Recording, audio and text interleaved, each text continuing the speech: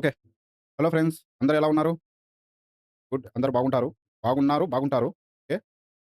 Next వచ్చేసి మనం చెప్పుకునే టాపిక్ ఏందంటే ఫిజికల్ పాలిసీలో సరే నేను క్లాస్ చెప్పే ముందు ఒక 2 నిమిషాలు మామూలుగా క్యాజువల్‌గా మాట్లాడదాం. అందరి ప్రిపరేషన్ బాగా నడుస్తుందనుకుంటున్నాను. నోటిఫికేషన్‌లొస్తాయి ఫ్రెండ్స్. నమ్మండి. ఎవరన్నా సోషల్ మీడియాలో గిన ఒక నెగెటివ్ రూమర్స్ ఏదన్నా స్ప్రెడ్ చేస్తే మాత్రం అలాంటి వాటికి నమ్మకండి. ఖచ్చితంగా ఆగస్టు 15 గ్రూప్ 1 నోటిఫికేషన్ వస్తాది. సెప్టెంబర్‌లో వచ్చేసి గ్రూప్ 2 నోటిఫికేషన్ ఖచ్చితంగా వస్తాది. అందులో ఎలాంటి డౌట్ లేదు. దయచేసి ఎలాంటి రూమర్స్ గాని, ఎలాంటి వాటికి నమ్మి మళ్ళా మీ యొక్క విలువైన సమయాన్ని వృధా చేసుకోకండి. టైం అనేది మళ్ళీ మళ్ళీ రాదు. ఓకేనా? నేనొచ్చేసి ఆన్‌లైన్‌లో ఎకానమీ చెప్తున్నాను. ఈ ఎకానమీ అనేది not only for freshers but also for ఎవరైతే సీనియర్ విద్యార్థులు ఉన్నారో వాళ్ళు కూడా చూడొచ్చు. ఎందుకంటే ఏదైనా వాల్యూ అడిషన్ గాని, ఏదైనా కమిటీలు గాని, కమిషన్ నేను ప్రతి టాపిక్‌లో ఉన్నటువంటి ప్రతి అంశాన్ని నేను చర్చిస్తాను కాబట్టి, ఏదన్నా వాల్యూ అడిషన్‌గా ఉంటే మీరు దాన్ని యూజ్ చేసుకోవచ్చు. కానీ ఇంకా ఫ్రెషర్స్ అంటారా? వాళ్ళకు చాలా యూజ్ అవుతుంది. ఎందుకంటే నేను బేసిక్ లెవెల్ నుండి చెప్తున్నాను. ఎందుకంటే ఈ ఫీల్డ్‌లో నాకు దాదాపు ఎన్నో సంవత్సరాల అనుభవంతో నేను చెప్తున్నాను. మీరు వినండి. ఎలా ఉందో నాకు చెప్పండి. ఐ థింక్ మీకు నచ్చుతుంది అనుకుంటాను. నెక్స్ట్ వచ్చేసి ఈ బోర్డ్ అనేది నాకు కొత్తది ఫ్రెండ్స్.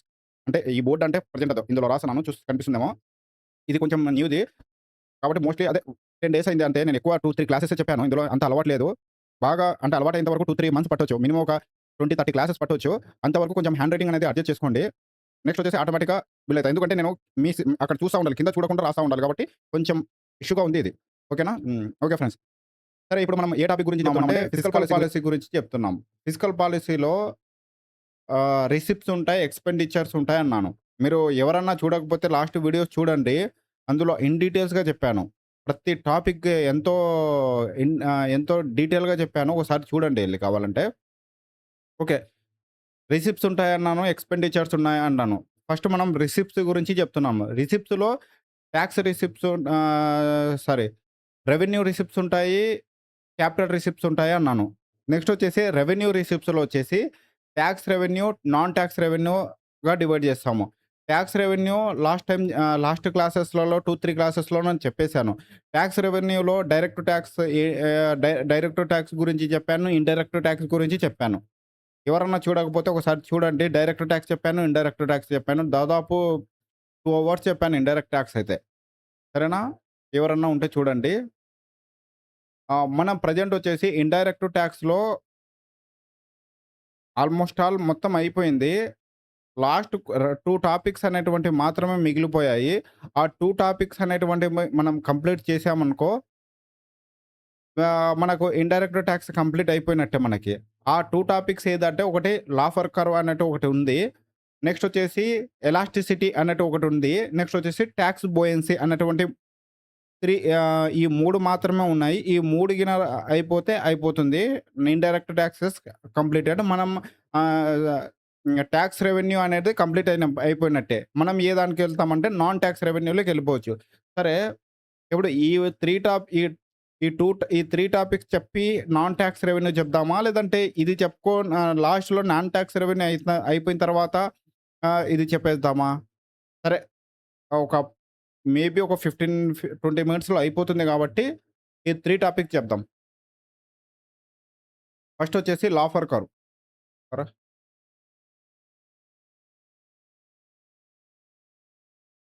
Law for curve.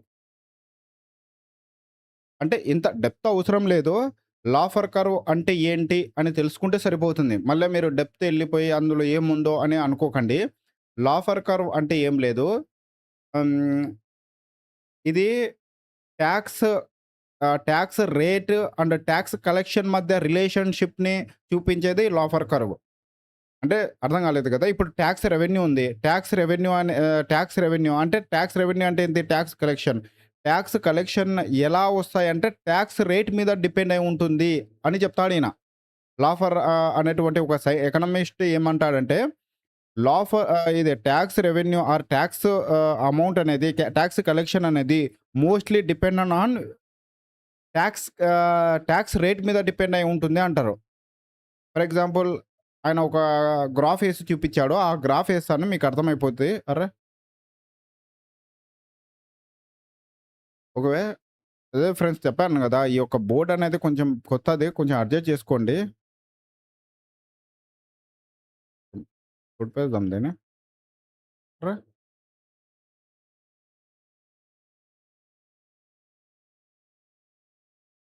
4, 5 కొంచెం పెద్దగేద్దాం. అందుకే తురిపేసాను. సరే. ఇలా ఉంది గదా! ఈ లాఫర్ కర్వ్‌లో టాక్స్ రేటు టాక్స్ కలెక్షన్ అది చూద్దాము. ఇదొచ్చేసి టాక్స్ రేట్ అనుకుందాం.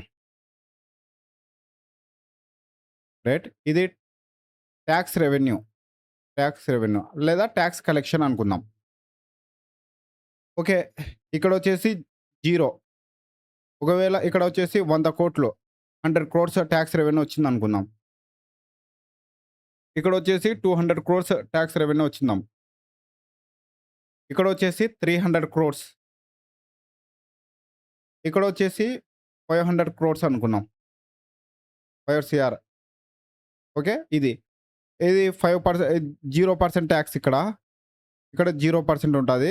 ఇక్కడొచ్చేసి 5% టాక్స్ అనుకుందాము. ఇక్కడ 10% టాక్స్. ఇక్కడ 18% టాక్స్ అనుకుందాం.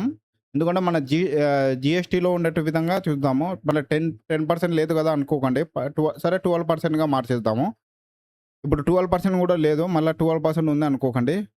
తర్వాత 28% టాక్స్. తర్వాత 40% టాక్స్.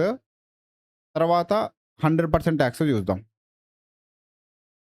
ఈ లాఫర్ అనేటువంటి ఎకనామిస్ట్ ఏమంటాడంటే ఈ యొక్క టాక్స్ రెవెన్యూ ఈ ఈ ఇక్కడ మనకేదో ఇక్కడ టాక్స్ రెవెన్యూ ఉంది ఇక్కడ. ఇక్కడ టాక్స్ రేట్స్ ఉన్నాయి. ఈయన ప్రకారం అయితే ఇక్కడ 5% టాక్స్ ఇక్కడ కనిపిస్తుందా? 5% టాక్స్. ఈ 0% టాక్స్ కలిస్తే ఇక్కడ 0% టాక్స్ కలెక్ట్ చేస్తే గనుక రెవెన్యూ అనేది 0 కలెక్ట్ అవుతుంది. కాబట్టి టాక్స్ రెవెన్యూ అనేది ఏం రాదు. ఆయన చెప్పకపోయినా అందరికీ తెలిసిందే మనకి.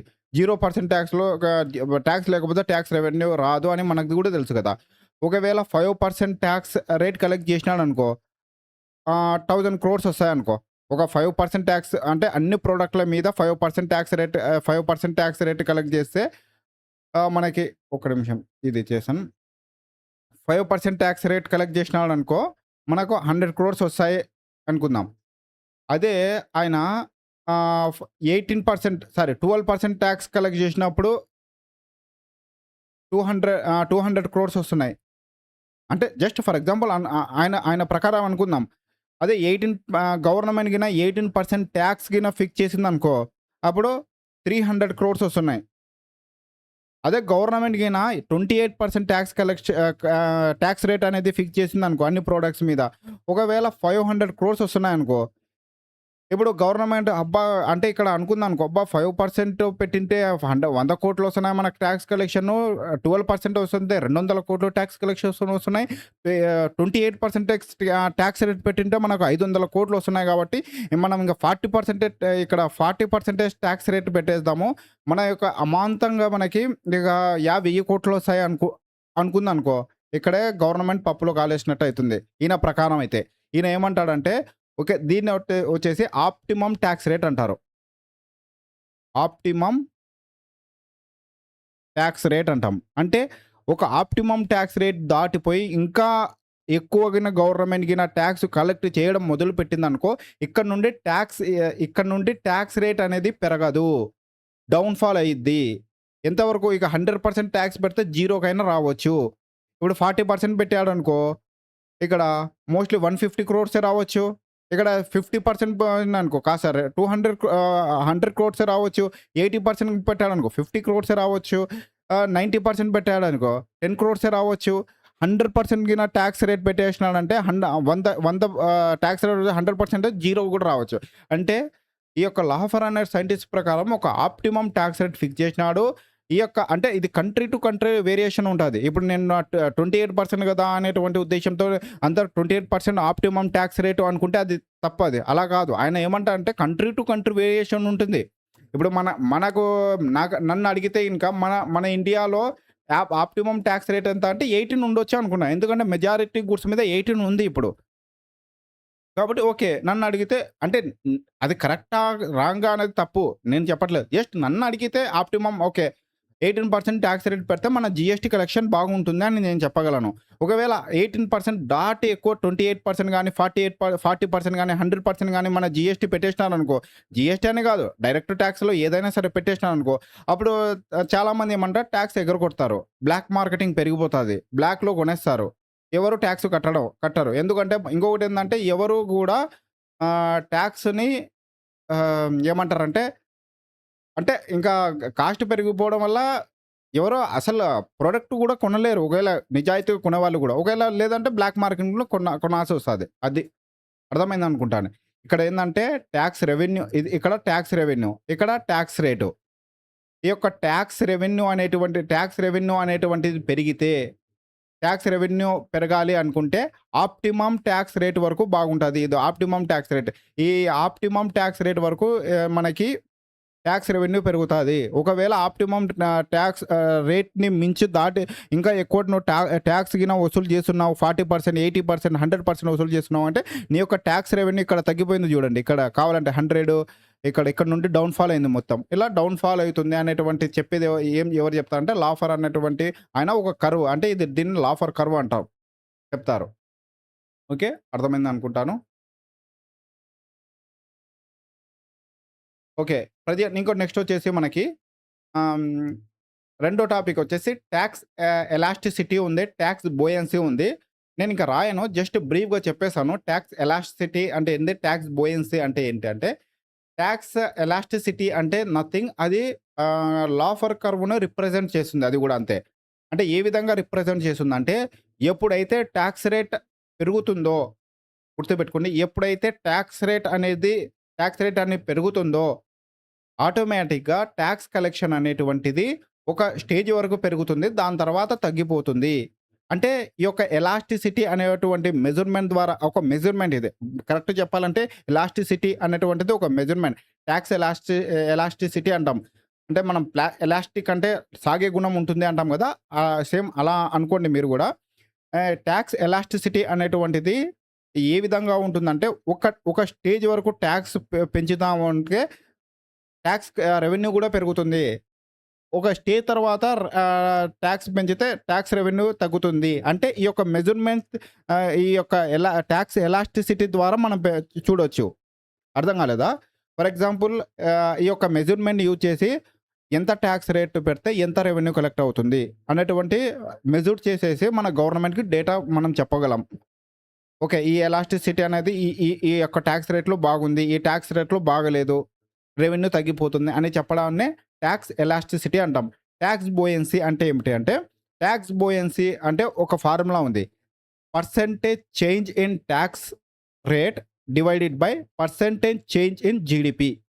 మళ్ళీ చెప్తాను. Percentage change in talks rate divided by talks rate కన్నా టాక్స్ రెవెన్యూ చెప్పవచ్చు. Percentage change in talks revenue by percentage change in GDP. అంటే ఏంటి ఇది? పర్సెంటేజ్ చేంజ్ ఇన్ రాస్తాను. ఎందుకంటే ఇది కొంచెం ఇంపార్టెంట్ కాబట్టి. టాక్స్ బోయన్సీ అంటే percentage change in talks revenue by percentage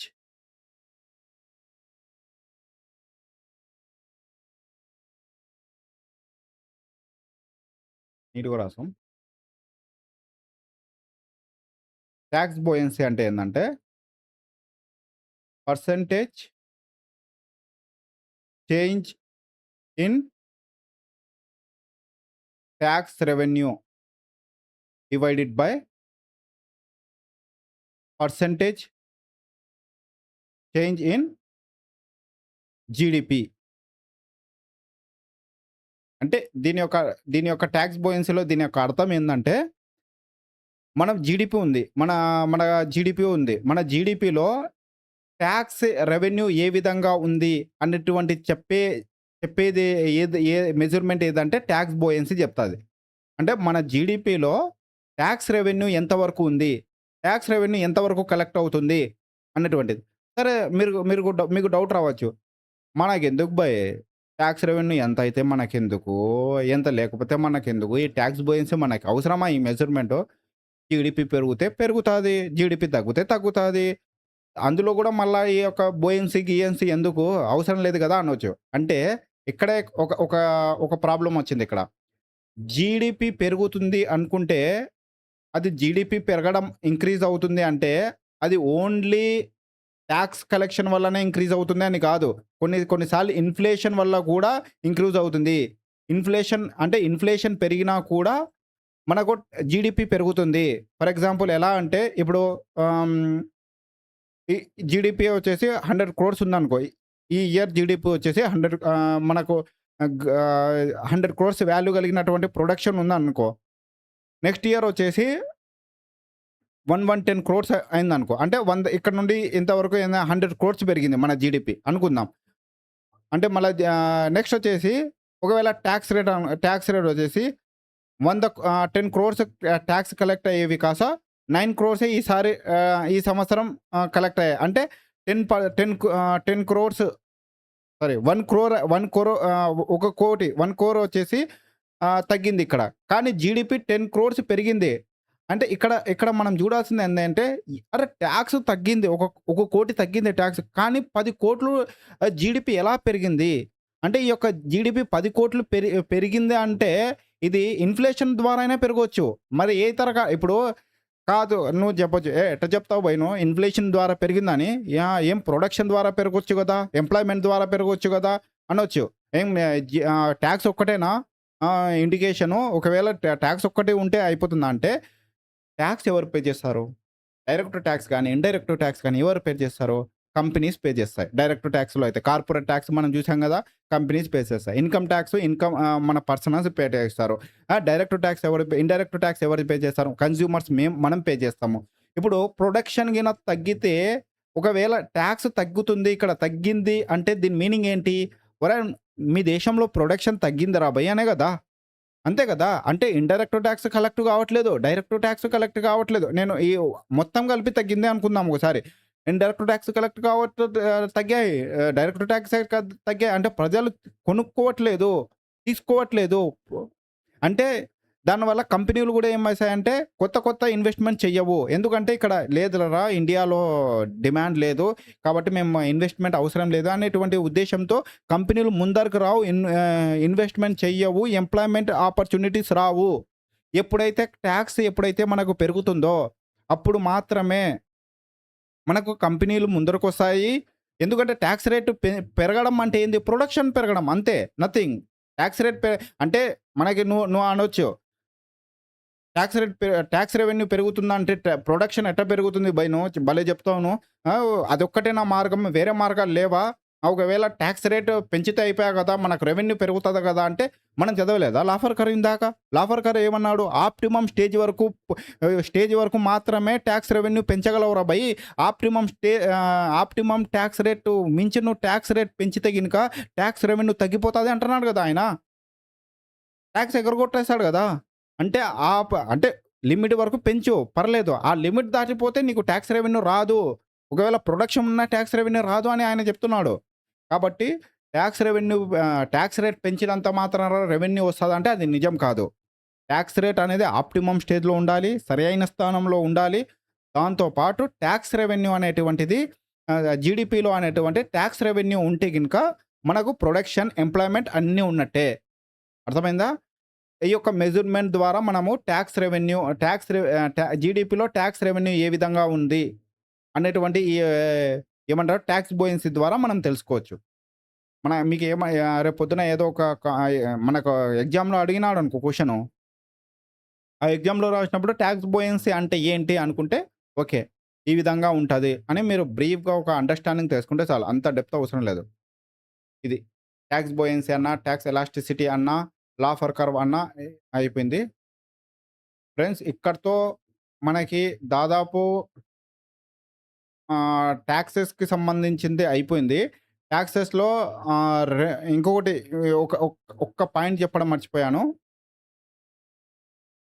2009లో మనకి కేల్కర్ కమిటీ అనేటువంటిది ఇండైరెక్ట్ టాక్స్ మీద పెట్టారన్నాను గదా! ఇండైరెక్ట్ టాక్స్ మీద కేల్కర్ కమిటీ పెట్టారు.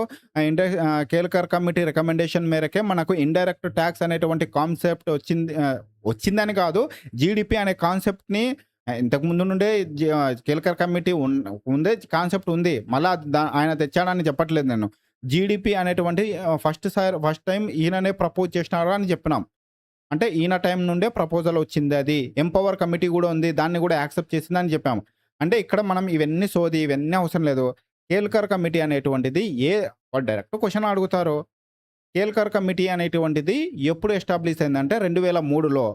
ఎవరు ఎస్టాబ్లిష్ చేశారంటే అటల్ బిహారీ వాజ్‌పేయి. ఇది గూడా అటల్ బిహారీ వాజ్‌పేయి గూడా అడగడు. కేల్కర్ కమిటీ ఎందుకు వచ్చిందంటే ఇండైరెక్ట్ టాక్స్ మీద రికమెండేషన్ కోసం వచ్చింది. జీఎస్టీని ఫస్ట్ సారి ప్రపోజ్ చేసినటువంటి కమిటీ ఏది అని అడిగితే డైరెక్ట్‌గా కేల్కర్ కమిటీ అని పెట్టండి. ఇన్ కేస్ వాడు డైరెక్ట్ టాక్సెస్ మీద ఏసిన కమిటీ అంటే చెల్లయ్య కమిటీ. ఎప్పుడేశారంటే ఐ థింక్ 1992లో 1992 ఆర్ 1992లో ఏశారు. చెల్లయ్య కమిటీ. ఈ చెల్లయ్య కమిటీ యొక్క రికమెండేషన్స్ ఏమున్నాయి అనుకుంటే అంటే ఈ రెండు కమిటీస్ చాలా ఇంపార్టెంట్ కాబట్టి నీకు చెప్తున్నాను. సరే ఈ చెల్లయ్య కమిటీ రికమెండేషన్స్ ఏమున్నాయి? ఏం చేసింది రికమెండేషన్ అంటే ఈ చెల్లయ్య కమిటీ అనేటువంటివి స్పష్టంగా చెప్పడం జరిగింది. స్పష్టంగా చెప్పడం జరిగింది. కొన్ని రికమెండేషన్‌ని క్లియర్‌గా చెప్పడం జరిగింది. సరే రాస్తాను. ఒకసారి ఈ 2 కమిటీస్ ఇంపార్టెంట్ కాబట్టి ఫస్టొచ్చేసి 1991లో రాజా చెల్లై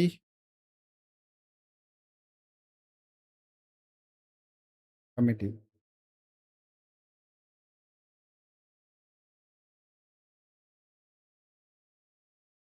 ఇది సరిగ్గా రైటింగ్ అనేది సెట్ కావట్లేదు బ్రో. అందుకే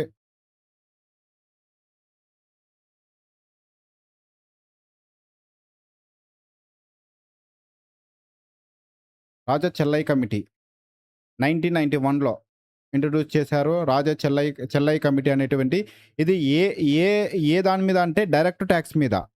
డైరెక్ట్ టాక్స్ మీద ఇంట్రొడ్యూస్ అయినటువంటి కమిటీ ఇది.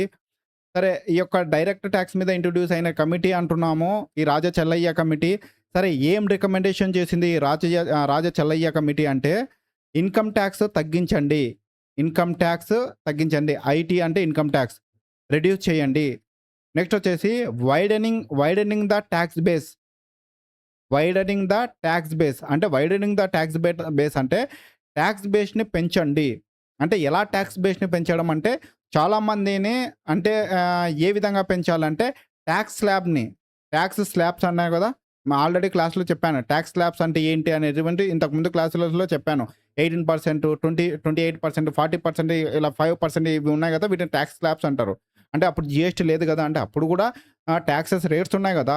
5% 20% అలా. ఈ యొక్క టాక్స్ స్లాబ్స్‌ని తగ్గించడం వల్ల ఆహ్, ఈ యొక్క టాక్స్ బేస్ అనేటువంటి పెరుగుతుంది. అంటే టాక్స్ బేస్ అంటే ఏం లేదు. ఎక్కువ మంది టాక్స్ కలెక్షన్‌లో వస్తారు అని అర్థం అక్కడ. అంతే. ఎక్కువ మంది టాక్స్ పే చేసే ప్లాట్‌ఫార్మ్ మీదకి రావడాన్ని టాక్స్ బేస్ అంటారు. దాన్ని పెంచినట్లయితుంది. ఏ విధంగా పెంచినట్లయితుందంటే టాక్స్ స్లాబ్‌ని రెడ్యూస్ చేయడం ద్వారా. నెక్స్ట్ వచ్చేసి టాక్స్ టాక్స్ సిస్టమ్‌లో ట్రాన్స్‌పరెన్సీ అండ్ ఎఫిషియన్సీని తీసుకురావాలి అనేటువంటి ప్రపోజల్ పెట్టిన వ్యక్తి ఎవరంటే రాజా చెల్లయ్య కమిటీ. అంతే. అంటే మరీ చాలా రికమెండేషన్‌లు చేశారు. అన్ని రికమెండేషన్ అవసరం లేదు. ప్రతీదీ అడగడు. జస్ట్ డైరెక్ట్ అడిగితే మీకు ఏం అడుగుతాడంటే డైరెక్ట్ టాక్స్ మీద ఆహ్, ఎస్టాబ్లిష్ చేసిన కమిటీ ఎవరు అని అడగొచ్చు. ఎవరు రాజా చెల్లయ్య కమిటీ. ఎప్పుడు అంటే 1991లో. ఆయన ఇన్‌కమ్ టాక్స్ రిడక్షన్ చేయమన్నాడు. టాక్స్ స్లాబ్స్ రెడ్యూస్ చేయమన్నాడు. ఇవన్నీ చెప్పాడు. అవి అన్నీ అంతగా చాలా రికమెండేషన్స్ ఉన్నాయి. ఇంక చెప్పుకుంటా పోతే ఒక పేజ్ వచ్చేస్తాయి అవి. నెక్స్ట్ వచ్చేసి 2003లో 2003 ఎందుకంటే నేను టాక్స్ కంప్లీట్ చేశాను కాబట్టి దీనికి సంబంధించిన కమిటీలు ఇక్కడే చెప్పేస్తున్నా. Kelkar committee.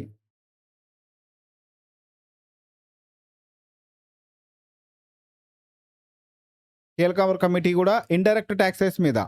Indirect indirect talks మీద ఐటీ. మళ్ళా ఇక్కడ ఐటీ అంటే ఇన్‌కమ్ టాక్స్ అనుకోకండి. ఇన్ అంటే ఇండైరెక్ట్ టాక్స్. సరే ఇండైరెక్ట్ టాక్స్. ఇక్కడ డీటీ రాసాం. ఐడీటీ రాసాం. ఓకే. ఇండైరెక్ట్ టాక్స్ మీద. డైరెక్ట్ టాక్స్ మీద రాజా చెల్లయ్య కమిటీ. ఇండైరెక్ట్ టాక్స్ మీద డైరెక్ట్ టాక్స్ మీద వచ్చేసి రాజా చెల్లయ్య కమిటీ. ఇండైరెక్ట్ టాక్స్ మీద వచ్చేసి కేల్కర్ కమిటీ. ఇది గుర్తుపెట్టుకోండి. ఇది ఈయన ఏం రికమెండేషన్ చేశాడు అంటే ఆల్రెడీ చెప్పాను గదా! జీఎస్టీ అనేటువంటిది ఫస్ట్ టైమ్ ప్రపోజ్ చేసినటువంటి కమిటీ ఏదన్నా ఉందంటే కేల్కర్ కమిటీ అని మనం చెప్పవచ్చు. మళ్ళీ ఎంపవర్ కమిటీ ఆల్రెడీ మీకు చెప్పాను. మళ్ళీ చెప్పుకుంటూ వెళ్ళాననుకో మళ్ళీ నేను ఏదో రివర్స్ వస్తున్నట్టు ఉంటుందది. ఈ యొక్క కమిటీ గురించి గూడా నేను చెప్పాను. ఈ 2 విషయాలు మాత్రమే ఇవి చెప్పండి టాక్స్‌లో విషయంలో అయితే. ఇంకా ఉన్నాయి టాక్స్ విషయంలో బట్ మేజర్ కమిటీస్ అయినటువంటివి ఈ 2 మాత్రమే. ఇక్కడికి మనకు టాక్స్ అయిపోయింది. టాక్స్ రెవెన్యూ అయిపోయింది. ఇప్పుడు మనం చెప్పాల్సిందేమంటే నాన్ టాక్స్ రెవెన్యూ గురించి మాట్లాడదాం. Non tax revenue. Non tax revenue. సరే ఏంటి నాన్ టాక్స్ రెవెన్యూ అంటే, నాన్ టాక్స్ రెవెన్యూ అంటే ఏంటి అంటే, non tax revenue is those revenue received from other than taxes. Received from other than taxes అంటే tax కాకుండా ఇతర ఇతర రూపంలో వచ్చేటువంటి ఏ రెవెన్యూ అయినా సరే దాన్ని మనం ఏమంటామంటే నాన్ టాక్స్ రెవెన్యూ కింద పరిగణిస్తాము. Received from other than taxes అంటున్నాం ఇక్కడ. కాబట్టి అదర్ థాన్ టాక్సెస్ అంటే ఏంటి? లైక్ ఆహ్, గిఫ్ట్ గాని, గిఫ్ట్ రూపంలో మనకు రెవెన్యూ వస్తుంది. నెక్స్ట్ వచ్చేసి ఇంకా ఏ విధంలో ఫీ రూపంలో ఫీ రూపంలో నీట్‌గా రాద్దాం బ్లాక్ పెన్‌తో. ఫీ రూపంలో వస్తుంది. గిఫ్ట్ రూపంలో వస్తుంది. నెక్స్ట్ వచ్చేసి తర్వాత ఫైన్ రూపంలో కడతాము. ఏమన్నా ఫైన్ పెనాల్టీ రూపంలో కడుతుంటాము. నెక్స్ట్ అంటే ఈటీసీ ఏ విధమైన సరే ఈ ఈ వి ఈ విషయాలలో ఏ రూపంలో కట్టినా సరే దాన్ని మనం ఏ విధంగా పరిగణిస్తామంటే నాన్ టాక్స్ రెవెన్యూ కిందకే పరిగణిస్తాము. ఇవంతా ఇప్పుడు ఫీ ఉంది. ఫీజ్ అనేటువంటిది ఏమన్నా టాక్సా? కాదు కదా! దీని ద్వారా కూడా రెవెన్యూ వస్తుంది. బట్ అది టాక్స్ రెవెన్యూ కింద మనం కన్సిడర్ చేయకూడదు. నాన్ టాక్స్ రెవెన్యూ కింద కన్సిడర్ చేయాలి. గిఫ్ట్ ద్వారా కూడా మనకి రెవెన్యూ వస్తుంది. అది నాన్ టాక్స్ రెవెన్యూ కింద కన్సిడర్ చేయకూడదు. సరే. టాక్స్ రెవెన్యూ కింద కన్సిడర్ చేయకూడదు. నాన్ టాక్స్ రెవెన్యూ కింద కన్సిడర్ చేయాలా? అంటే దీని డబ్బులొస్తాయంటే వస్తాయి. ఎందుకు రావు? ఇప్పుడు సరే ఏమేమున్నాయి అందులో అనుకుంటే ఫస్ట్‌దేందంటే ఇంట్రెస్ట్ అమౌంట్. Interest payment. సరే ఏంటి ఇంట్రెస్ట్ పేమెంట్ అంటే గవర్నమెంట్ అనేటువంటిది ఆహ్, సెంట్రల్ గవర్నమెంట్ అనేది స్టేట్ గవర్నమెంట్‌కి గాని, కొన్ని స్టాట్యూటరీ బాడీస్‌కి గాని, ఇంకా యూటీస్ అంటే యూనియన్ టెరిటరీస్ అసెంబ్లీస్ ఉంటాయి గదా! ఢిల్లీ, పాండిచ్చేరి, పుదుచ్చేరి ఆర్ జమ్మూ అండ్ కాశ్మీర్ లాంటి వాటికి గవర్నమెంట్ అనేది లోన్స్ ప్రొవైడ్ చేస్తుంది. ఆ లోన్స్ ఈ యొక్క లోన్స్ ప్రొవైడ్ చేసినప్పుడు ఆ లోన్ ద్వారా వచ్చేటువంటి ఇంట్రెస్ట్ ఏదైతే ఉంటుందో, ఇంట్రెస్ట్ అమౌంట్ అనేది ఈ ఇంట్రెస్ట్ అమౌంట్ అనేటివి అమౌంట్ అనే దాన్ని మనం ఏ విధంగా చేసాం అంటే నాన్ టాక్స్ రెవెన్యూ ఎన్టీఆర్‌గా మళ్ళీ ఎన్టీఆర్ అంటే మన జూనియర్ ఎన్టీఆర్ అనుకోకండి. మళ్ళా మన జూనియర్ ఎన్టీఆర్‌కి మనమే ఆడ డబ్బులు తీసుకుపోయి ఇచ్చాను. ఎన్టీఆర్ అంటే జూనియర్ ఎన్టీఆర్ కాదు. Non tax revenue. సరే ఈ లోన్ ద్వారా ఈ లోన్ ఈ లోన్ ద్వారా మనకు ఇంట్రెస్ట్ అమౌంట్ వస్తుంది కదా! ఈ యొక్క అంటే నాకొస్తుందంటే నాకు రాదు. మళ్ళా నాకొచ్చిందనుకోరు మీరు. సెంట్రల్ గవర్నమెంట్‌కొస్తది. సెంట్రల్ గవర్నమెంట్‌కి. ఈ సెంట్రల్ గవర్నమెంట్‌కి వచ్చిన అమౌంట్‌ని మనం నాన్ టాక్స్ రెవెన్యూ కిందకి చెప్పాలి. ఇక్కడ మీకు క్వెషన్ ఒకటి. సరే భయ్ నువ్వు చెప్తున్నావు ఇంట్రెస్ట్ సెంట్రల్ గవర్నమెంట్ స్టేట్‌లకు స్టాట్యూటరీ బాడీస్‌కి వాళ్ళకి లోన్‌లు ఇస్తది. గవర్నమెంట్ పబ్లిక్ సెక్టార్ ఎంటర్‌ప్రైజెస్ కూడా లోన్ ప్రొవైడ్ చేస్తది. దాని యొక్క ఇంట్రెస్ట్ వచ్చేసి నాన్ టాక్స్ ఎన్టీఆర్‌కి పోతది. అంటే నాన్ టాక్స్ రెవెన్యూ కిందకి వెళ్తుంది అంటున్నావు. సరే ప్రిన్సిపల్ అమౌంట్ అసలు, అసలు ఎక్కడికెళ్ళాలి? అసలు ఈ నాన్ టాక్స్ రెవెన్యూ కిందకి చెప్పాలనా? చెప్పకూడదా? చెప్పాలి. నాన్ టాక్స్ రెవెన్యూ కింద అసలు చెప్పాలనా? చెప్పకూడదా? ఓకే. ఎట్టి పరిస్థితుల్లో కూడా నాన్ టాక్స్ రెవెన్యూ కింద అసలు రాదు. మరి ఏ దాని కిందకొస్తుంది? క్యాపిటల్ రిసిప్ట్స్ కిందకొస్తుంది. Capital receipt. అందులో కూడా హ్మ్, నాన్ డెప్త్ క్రియేటింగ్ క్యాపిటల్ రిసిప్ట్స్ కింద చెప్పాలి. చెప్తాను. క్యాపిటల్ రిసిప్ట్స్ దీని తర్వాత నేను క్యాపిటల్ రిసిప్ట్సే చెప్తాను. అప్పుడు చెప్తాను. ఆహ్, ఇక్కడ మీరు ఇక్కడ చాలా మంది కన్‌ఫ్యూజన్ అయ్యేది ఇక్కడే. ఇంట్రెస్ట్ పేమెంట్ దగ్గరే మనకు కన్‌ఫ్యూజన్ అవుతుంది. కాబట్టి ఎట్టి పరిస్థితుల్లో కూడా ఈ ఇంట్రెస్ట్ పేమెంట్ దగ్గర కన్‌ఫ్యూజన్ కాకండి. ఇది ఖచ్చితంగా ఎందులోకి పోతుంది? ఇది ఖచ్చితంగా ఎందులోకి పోతుంది? ఇంట్రెస్ట్ పేమెంట్ అనేటువంటిది non talks non tax revenue కిందకే ఎళ్తుంది. బట్ అసలు అనేది ప్రిన్సిపల్ అమౌంట్ అనేటువంటివి క్యాపిటల్ రిసిప్ట్‌లోకే ఎళ్తాయి. ఇది మాత్రం ఎట్టి పరిస్థితుల్లో కూడా కన్‌ఫ్యూజ్ కాకండి. తర్వాత profit and dividends. Profits and dividends. ఏంటి ప్రాఫిట్ ఏమంటున్నామంటే ప్రాఫిట్ అండ్ డివిడెండ్స్ అంటున్నాం. ఏంటి ప్రాఫిట్ అంటే ఏంటి? డివిడెండ్ అంటే ఏంటి? అంటే గవర్నమెంట్‌కి గవర్నమెంట్ తరపున కొన్ని కంపెనీస్ ఉంటాయి. దాన్ని మనం ఏమంటామంటే కంపెనీస్‌నే సెంట్రల్ పబ్లిక్ సెక్టార్ ఎంటర్‌ప్రైజెస్ అంటాం దీన్ని. అంటే ఇది ఏంది? Government companies. గవర్నమెంట్ కంపెనీస్ అంటే గవర్నమెంట్ బీఎస్ఎన్ఎల్ గాని, నెక్స్ట్ వచ్చేసి గెయిల్ గాని, బిహెచ్‌ఎల్ గాని, నెక్స్ట్ మీరు ఏదన్నా గవర్నమెంట్‌కి సంబంధించినటువంటి కంపెనీ చూసుకోండి. ఇప్పుడు విశాఖ ఉక్కు ఉంది. అది కూడా గవర్నమెంట్ కంపెనీయే గదా! సెంట్రల్ గవర్నమెంట్‌కి సంబంధించినదే గదా! ఇప్పుడు డిజిన్వెస్ట్‌మెంట్ చేస్తున్నామనే గదా! అలాంటి ఏ కంపెనీ ద్వారా అయినా సరే గవర్నమెంట్ కొన్ని దాన్లలో ఇప్పుడు ఎల్ఐసి ఉంది. ఎల్ఐసిలో గూడా గవర్నమెంట్ వాటా ఉంటుంది. 96% వాటా ఉంది. 4% వాటాని రీసెంట్‌గా 2002లో అమ్మింది. సారీ 2022లో అమ్మింది. 2002 అంటే మళ్ళా కన్‌ఫ్యూజ్ కాకండి. 2022లో అమ్మారు. ఆ 4% వాటాను. అంటే 100,00,00,000 ఎల్ఐసిలో 100,00,00,000 ఇన్వెస్ట్‌మెంట్ ఉంటే 96 90 అందులో 4,00,00,000 బయట అమ్మేసి వాళ్ళకు ఇది ఖర్చు చేసేసారు. అంటే వేరే వాళ్ళకి అమ్మేసి వాళ్ళ దగ్గర 4,00,00,000 ఇప్పించుకొని మన సెంట్రల్ గవర్నమెంట్ ఖర్చు చేసుకుంది. దాన్ని చెప్తాను. డిస్ఇన్వెస్ట్‌మెంట్‌లు చెప్తాను. ఇప్పుడు దాని అవసరం లేదు. సరే ప్రాఫిట్, డివిడెంట్ అంటే వాటాలు. ఏదన్నా ఒక గవర్నమెంట్‌కి వాటాలు రెవెన్యూ వస్తది కదా! దాన్ని అంటే ఏదైనా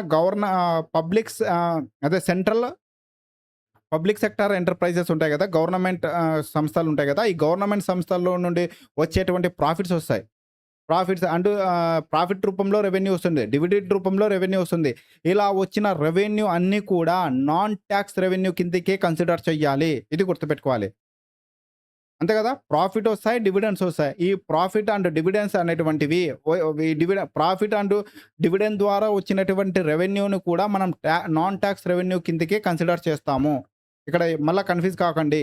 తర్వాత గ్రాంట్ ఇన్ ఎయిడ్ మూడోది. ఇక్కడికి 2 చెప్పాను. Grant in aid. సరే ఈ గ్రాంట్ ఇన్ ఎయిడ్ అంటే ఏంటి? తర్వాత ఆహ్, ఈ గ్రాంట్ ఇన్ ఎయిడ్ ఎక్కడి నుండి తీసుకుంటాం అనే విషయాన్ని చూద్దాం. గ్రాంట్ ఇన్ ఎయిడ్ అంటే ఏందంటే, ఇప్పుడు మనకు ఫారెన్ నేషన్స్ ఉంటాయి. ఫారెన్ నేషన్ నుండి ఎక్స్‌టర్నల్ అసిస్టెంట్ తీసుకుంటాం. ఎక్స్‌టర్నల్ అసిస్టెన్స్ రూపంలో ఏదైనా మనకు అమౌంట్ వచ్చిందనుకో, వరల్డ్ బ్యాంక్ గాని, నెక్స్ట్ వచ్చేసి ఏషియన్ డెవలప్‌మెంట్ బ్యాంక్ గాని, మనకు గ్రాంట్ ఇన్ ఎయిడ్ రూపంలో అమౌంట్ ప్రొవైడ్ చేస్తుంది. అవి ఎందుకు ప్రొవైడ్ చేస్తాయన్న మనకి గ్రాంట్ ఇన్ ఎయిడ్ రూపంలో అనుకోవచ్చు. చిన్న ఎగ్జాంపుల్ చెప్తాను. మీ ఇండ్లు ఉంది. మీ ఇంట్లో వచ్చినప్పుడు మీ అత్తనో, మీ మామనో వస్తారు. "ఏం బిడ్డ బాగున్నావా?" అంటారు. "బాగున్నా అత్త" అంటావు. అప్పుడు వచ్చి బాగా తిని పోయేటప్పుడు నీ చేతుల్లో ఒక రూ. 1000 రూ. 1000 ఒక 2000 లేదంటే 5000 బట్టలు కొనుక్కో నాయనా అనేటువంటి ఉద్దేశ్యంతో ఇచ్చిపోతారు. దాన్నే మనము గ్రాంట్ ఇన్ ఎయిడ్ అనొచ్చు. అంటే నేను వాడుక భాషలో చెప్తున్నాను అంతే. అలా గాదు. ఎవరన్నా పాపం పేదవాళ్ళు ఉన్నారక్కడ మీ మీ వీధిలోనే. అప్పుడు నువ్వేం జేస్తావు? అరే! పాపం పేదవాళ్ళు వాళ్ళకి తినడానికి తిండి లేదు. ఒక 5,000 ఆర్థిక సహాయం చేద్దాము. అంటే వాళ్ళకి ఇద్దాము. అంటే ఈ యొక్క ఆర్థిక సహాయం చేసిన అమౌంట్ నీకు రిటర్న్ రాదింకా.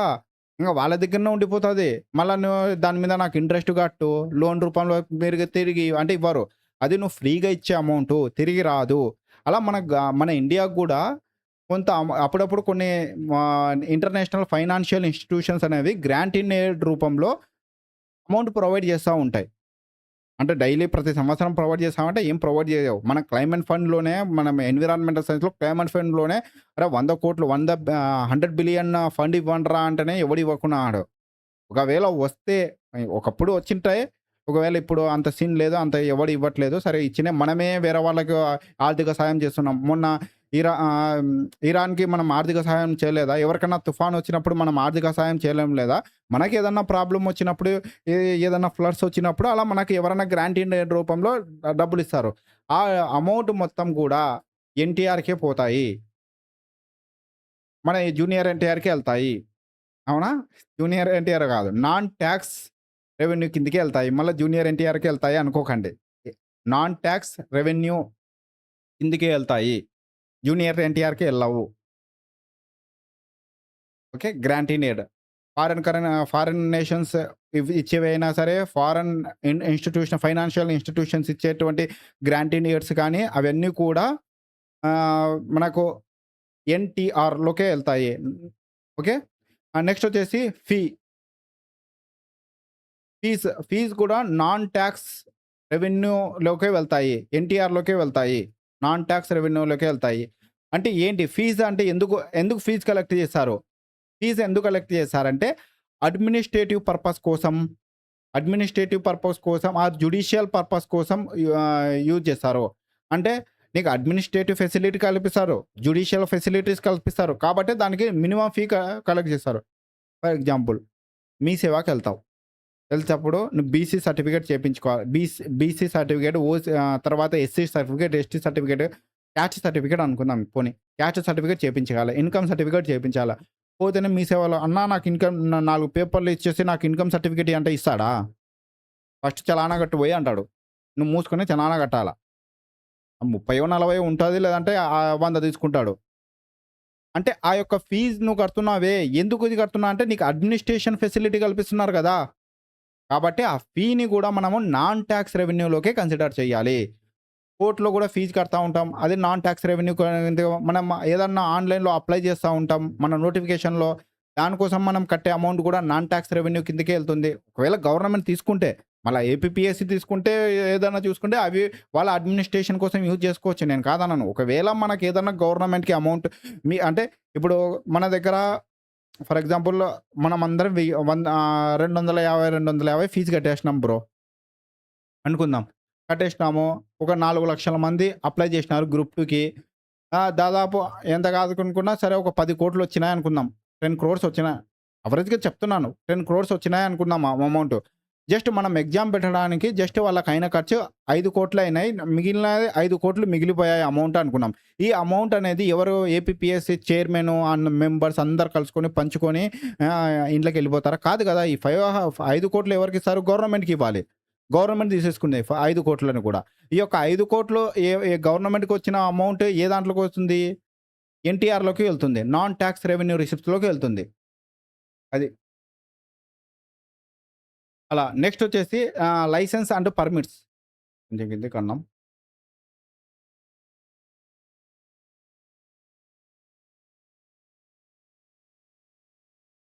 Licence and permits. ఏంటి లైసెన్స్ అండ్ పర్మిట్ అంటే ఏందంటే, ఇప్పుడు మనకు డ్రైవింగ్ లైసెన్స్ ఉంది. లేదంటే నేషనల్ పర్మిట్ అని లారీల మీద చూస్తా ఉంటాము. అంటే గవర్నమెంటు ప్రైవేట్ వ్యక్తులకి లేదా ఒక ఇండివిడ్యువల్ గాని, ఎనీ ఆర్గనైజేషన్ గాని మీరు ఈ జాబ్ చెయ్యండి అని ఒక అనుమతి పత్రం ఇస్తది. అనుమతి ఇస్తది. ఈ జాబ్‌కి మీరు చెయ్యొచ్చు. ఈ యొక్క మెడికల్ షాప్ నువ్వు పెట్టొచ్చు. నీకు అర్హత ఉంది. ఈ యొక్క ఫ్యాక్టరీ నువ్వు పెట్టొచ్చు. ఈ యొక్క వెహికల్ నువ్వు నడపొచ్చు. ఈ యొక్క లారీను వేరే రాష్ట్రాలకు గూడా వెళ్ళే పర్మిషన్ నీకుంది. అంటే లైసెన్సు, పర్మిషన్‌లు ఇస్తారు గదా! పత్రము లేదా పర్మిషన్స్ ఇచ్చేటువంటివి వాటిని మనము లైసెన్సు, పర్మిట్ అంటారు. ఫ్రీగా ఇచ్చేస్తదనుకున్నారు? లేదు. మీ దగ్గర అమౌంట్ చలానా వసూలు చేస్తది. అమౌంట్ వసూలు చేసి మీకు అదే విధంగా లైసెన్సు, పర్మిట్ ఇష్యూ చేస్తారు. ఇప్పుడు నేను డ్రైవింగ్ లైసెన్స్ ఉన్నావనుకో ఊరికనే వచ్చిద్దా? రాదు గదా! నువ్వు పోయి వెళ్తావు. ఆర్‌టీఓ ఆఫీస్‌కెళ్తావు. లేదంటే మీ సేవలోనో చలానా కట్టుకుంటావు. పోయి ఎగ్జామ్ రాస్తావు. దాని తర్వాత టెస్ట్ ఉంటది. టెస్ట్‌లో నీకు ఫస్ట్ ఆర్‌టీఓ దగ్గర పోతావు. ఖచ్చితంగా డబ్బులు తీసుకుంటాడు. ఖచ్చితంగా తీసుకుంటాడు.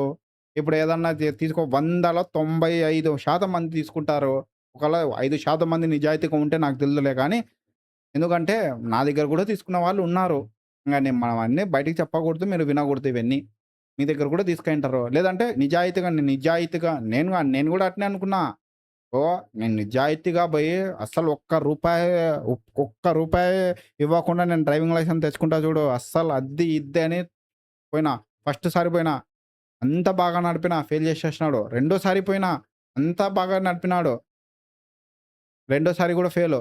ఇంగ మూడోసారి బ్రోకరొచ్చినాడు. తమ్ముడు ఇది నీకు లాస్ట్ అవకాశము. ఇంకా ఈసారికి నన్ను ఫెయిల్ అయితే మళ్ళా ఎగ్జామ్ రాసి మళ్ళా ఫస్ట్ కాడ నుండి రావాలి అన్నాడు. ఇదేందన్నా అనుకున్నా నేను. అప్పుడు మళ్ళా ఏం చేసినాడు, పళ్ళ కింద చేయి పెట్టినాడు. అంటే మళ్ళీ నేను ఆర్‌టీఓ తీసుకున్నాడని అనట్లేదు. ఎవరు తీసుకున్నాను కదా! ఆయన బ్రోకరు. సరే మనం ఎంతో కొంచెం తడి చేసినాం చేయిని. తర్వాత అస్సలు 2 సార్లు ఎక్సలెంట్‌గా నడిపి చూపించిన. ముందరికి పోమన్నాడు. ముందరికెళ్ళినా మళ్ళీ రివర్స్ రమ్మన్నాడు. రివర్స్ వచ్చిన. మూడోసారి ఎప్పుడైతే నేను చేశానో మూడో ఇంక లాస్ట్ ఫైనల్ సారి మధ్యలో ఆఫ్ చేసేసిన. అంటే రివర్స్ వచ్చేటప్పుడు నాకు వాళ్ళ వెహికల్ ఇచ్చారు. నేను బ్యాక్ వచ్చేటప్పుడు ఆఫ్ చేసేసా. అప్పుడు సరే మళ్ళీ స్టార్ట్ చేసుకొని వచ్చేసా. నేను థర్డ్ సారి ఇంక ఫెయిల్ అయిపోరా బాబు అనుకున్నా.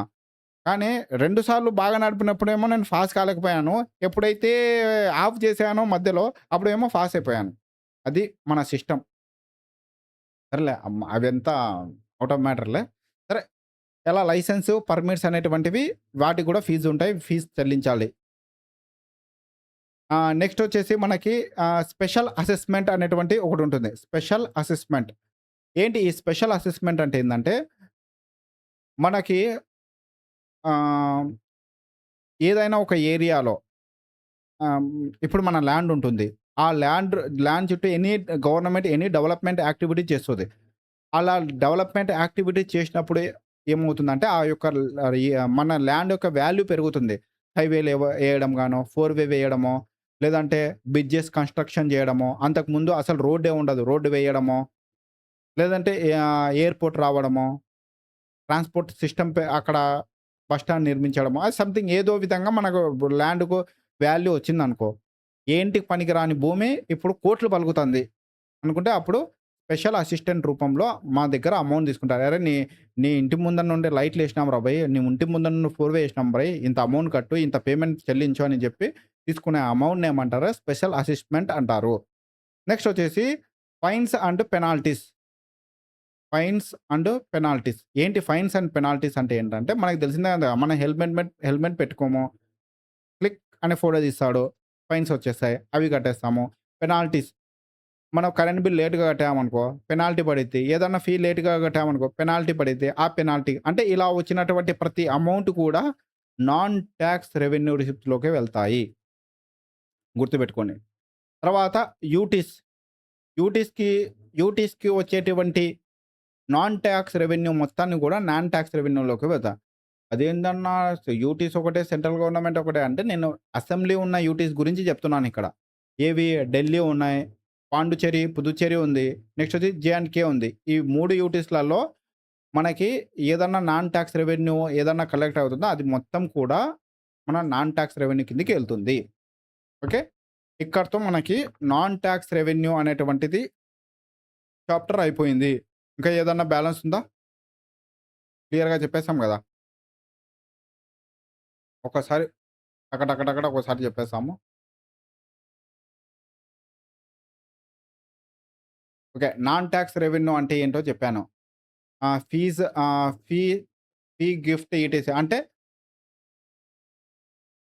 అదర్ థాన్ టాక్సెస్ చెప్పాను గదా! Revenue received from other than taxes దాన్ని నాన్ టాక్స్ రెవెన్యూ అంటారు. లైక్ ఫీజ్, గిఫ్ట్ అండ్ ఏదన్నా గిఫ్ట్ గాని, ఫీజ్ గాని, ఫైన్స్ గాని, పెనాల్టీస్ గాని ఏదన్నా ఉంటే అవి. తర్వాత ఇంట్రెస్ట్ పేమెంట్ అని చెప్పాను. తర్వాత నెక్స్ట్ కింద ఏమన్నాను? ప్రాఫిట్ అండ్ డివిడెండ్ అని చెప్పాను. ప్రాఫిట్ అండ్ డివిడెండ్ చెప్పాను. తర్వాత గ్రాంట్ ఇన్ ఎయిడ్ అని చెప్పాను. తర్వాత ఫీ చెప్పాను. తర్వాత లైసెన్స్ అండ్ పర్మిట్స్ చెప్పాను. తర్వాత స్పెషల్ అసెస్మెంట్స్ చెప్పాను.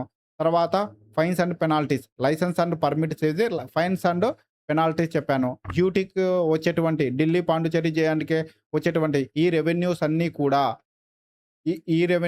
కూడా నాన్ టాక్స్ రెవెన్యూ రిసిప్ట్స్‌లోకే వెళ్తాయి. ఇది గుర్తుపెట్టుకోవాలి. డైరెక్ట్ అడగొచ్చబ్బా క్వెషను. నాన్ టాక్స్ రెవెన్యూ కిందకి ఏవేవి వెళ్తాయి అని డైరెక్ట్ క్వెషన్ అడిగినప్పుడు మనం ఈ ఈ విధంగా రాయాల్సుంటది. ఓకేనా? సరే ఇది రబ్ చేసేస్తాను.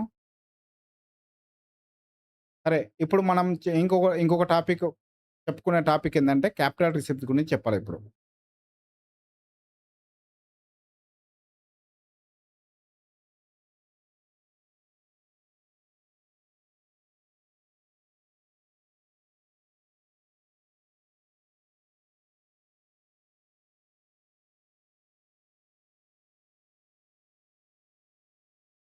ఏంటి క్యాపిటల్ రిసిప్ట్స్ అంటే ఏమిటి?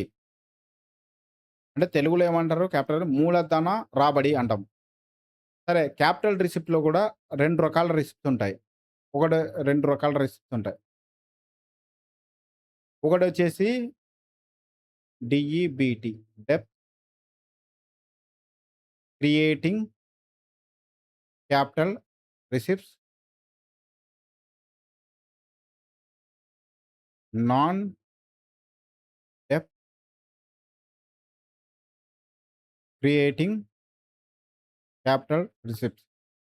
Depth creating capital receipt, non డెప్త్ క్రియేటింగ్ క్యాపిటల్ రిసిప్ట్స్ అనేటువంటి 2 రిసిప్ట్స్ ఉంటాయి. సరే, డెప్త్ క్రియేటింగ్ క్యాపిటల్ రిసిప్ట్స్ ఏంటి? నాన్ డెప్త్ క్రియేటింగ్ క్యాపిటల్ రిసిప్ట్స్ ఏంటి అంటే చూద్దాం.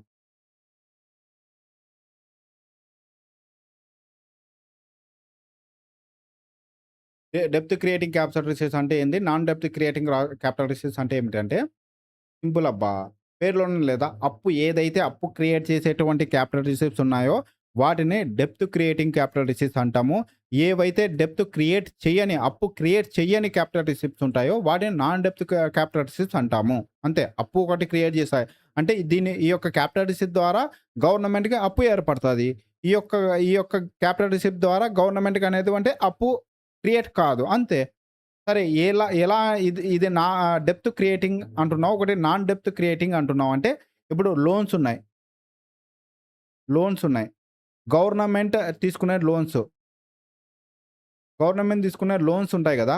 గవర్నమెంట్ ఎక్కడి నుండి లోన్ తీసుకుంటుంది? ఏది? ఫారెన్ ఇన్‌స్టిట్యూషన్ నుండి. మళ్ళా గ్రాంట్ ఇన్ ఎయిడ్ కాదు.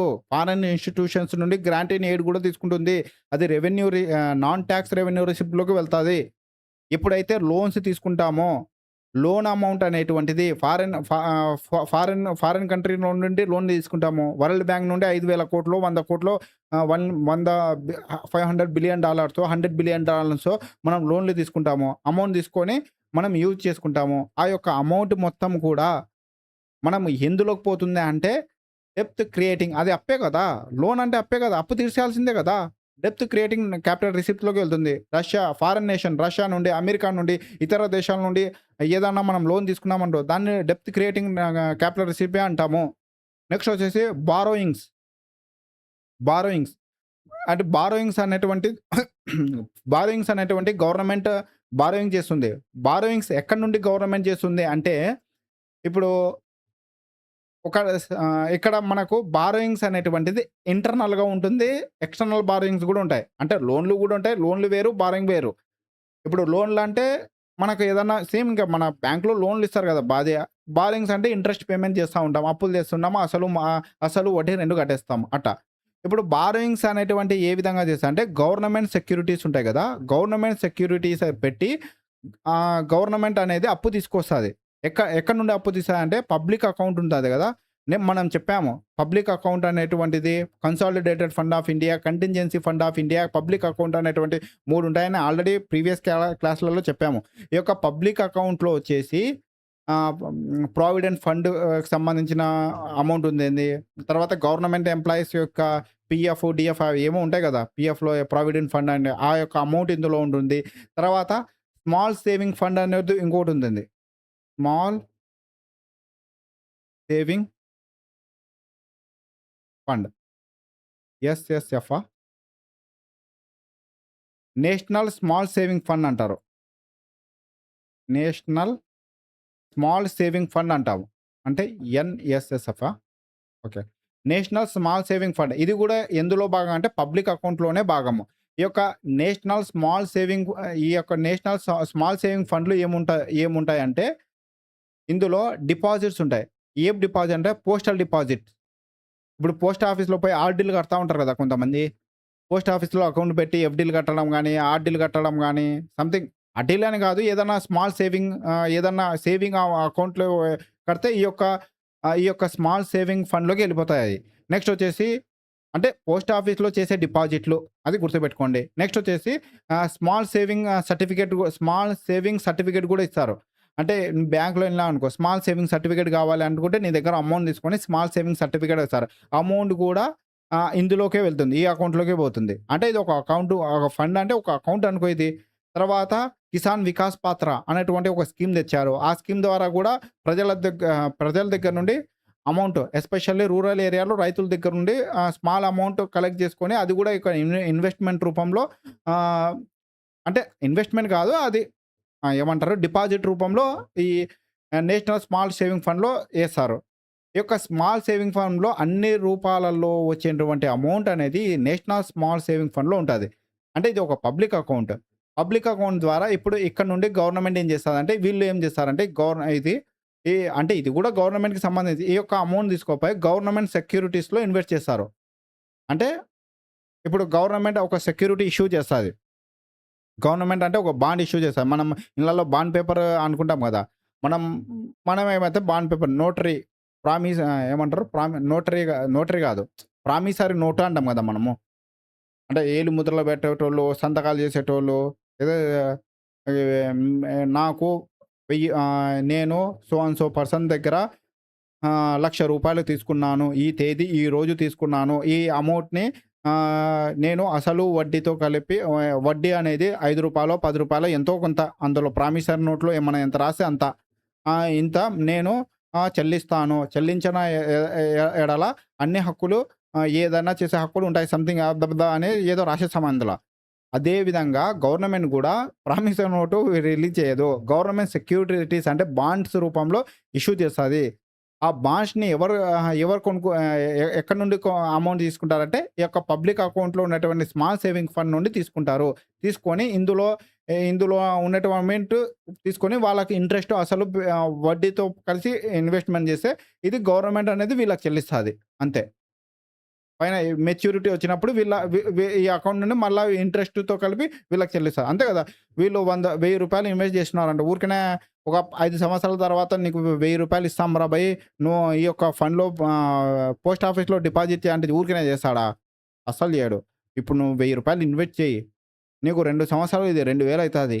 అప్పుడు 2000 ఇస్తాంలే అంటే వాడు అబ్బా! డబల్ అయితది కాబట్టి ఇన్వెస్ట్ చేస్తాడు. ఈ 2000 1000 కాస్త 2000 ఎట్టయితది? అంత అమౌంట్ ఎక్కడి నుండి వస్తది? అంటే వీళ్ళు ఏం చేసింటారంటే గవర్నమెంట్ సెక్యూరిటీలో ఇన్వెస్ట్ చేసుంటారు. కాబట్టి ఈ యొక్క గవర్నమెంట్ పే చే చే రూ. 1000ని 2000 చేసి ఈ సెక్యూరిటీస్ మళ్ళా మెచ్యూరిటీ వచ్చినప్పుడు బ్యాక్ ఇచ్చినప్పుడు ఈ అమౌంట్ 2000 అయితది వాళ్ళకిచ్చేస్తారు అంతే. దాన్ని మనం ఏమంటామంటే గవర్నమెంట్ సెక్యూరిటీస్ అంటాము. వీటిని అంతే గదా! ఇప్పుడు గవర్నమెంట్ సెక్యూరిటీ అంటే బారోయింగ్సే గదా! అవి. కాబట్టి అవి గూడా డెప్త్ క్రియేటింగ్, అప్పు క్రియేటింగ్ క్యాపిటల్ రిసిప్ట్స్ కిందకే చెప్పాలి. గుర్తుపెట్టుకో. లోన్స్ గాని పబ్లిక్ నెక్స్ట్ వచ్చేసి గవర్నమెంట్ సెక్యూరిటీస్ బారోయింగ్స్ గాని డెప్త్ క్రియేటింగ్ క్యాపిటల్ రిసిప్ట్స్‌లుగా ఉంటాయి. నెక్స్ట్ వచ్చేసి నాన్ డెప్త్ క్రియేటింగ్ క్యాపిటల్ రిసిప్ట్స్ గురించి చెప్తాం. Loan repayments.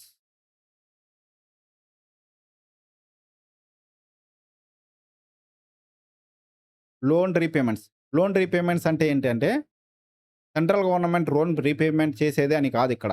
లోన్ రీపేమెంట్ అంటే సెంట్రల్ గవర్నమెంట్ అనేది కొన్ని లోన్స్ ఇచ్చుంటది. ఎవరికి లోన్స్ ఇచ్చుంటది? నేను చెప్పాను గదా! రాష్ట్రాలకు గాని, కేంద్ర పాలిత ప్రాంతాలకు గాని, కేంద్ర పాలిత ప్రాంతాలంటే అసెంబ్లీ ఉన్నటువంటి కేంద్ర పాలిత ప్రాంతాల గురించి చెప్తున్నా. తర్వాత ఒక స్టాట్యుటరీ బాడీస్‌కి గాని, నెక్స్ట్ వచ్చేసి మనకు ఏదన్నా బ్యాంక్స్ గాని, సంథింగ్ ఏ ఒక్క పబ్లిక్ సెక్టార్ ఎంటర్‌ప్రైజెస్‌కి గాని లోన్స్ ఇచ్చినప్పుడు అవి interest payment plus principal amount pay చేస్తాయి. Interest plus principal amount pay చేస్తాయి. ఈ యొక్క ఇంట్రెస్ట్ అనేటువంటిది నాన్ టాక్స్ రెవెన్యూ రిసిప్ట్‌లోకెళ్తే ఈ యొక్క ప్రిన్సిపల్ అసలు అనేటువంటిది నాన్ నాన్ డెప్త్ క్రియేటింగ్ క్యాపిటల్ రిసిప్ట్‌లోకెళ్తాయి. నేను ఆల్రెడీ చెప్పానక్కడ. సేమ్ అదే. ఇప్పుడు ఈ యొక్క అసలు వచ్చేసి ఇందులో అంటే నాన్ డెప్త్ నాన్ డెప్త్ క్రియేటింగ్ క్యాపిటల్ రిసిప్ట్‌లోకి వచ్చేస్తాయి. ఏది లోన్ రీపేమెంట్స్ అనేటువంటివి. ఓకే. అర్థమైందనుకుంటాను. ఏం లేదబ్బా! లోన్‌లు తీసుకుంటారు. అసలొచ్చేసి ఇందులో వస్తది. వడ్డీ అనేది అందులో పోతది. ఎన్‌టీఆర్‌కి పోతది. అంతే. అసలొచ్చేసి సీఆర్‌కి వస్తది. సీఆర్ అంటే రామ్ చరణా? CR. Ram Charan RC reverse వస్తది కదా! సీఆర్ అంటే చంద్రబాబు నాయుడా? సిబి వస్తది. చంద్రబాబు నాయుడు కూడా కాదు. ఆర్‌సీ అంటే కింద కామెంట్‌లో పెట్టండి ఏదన్నా ఉంటదో. ఓకే. ఓకే. దీని తర్వాత డిస్ఇన్వెస్ట్‌మెంట్. డిస్ఇన్వెస్ట్‌మెంట్.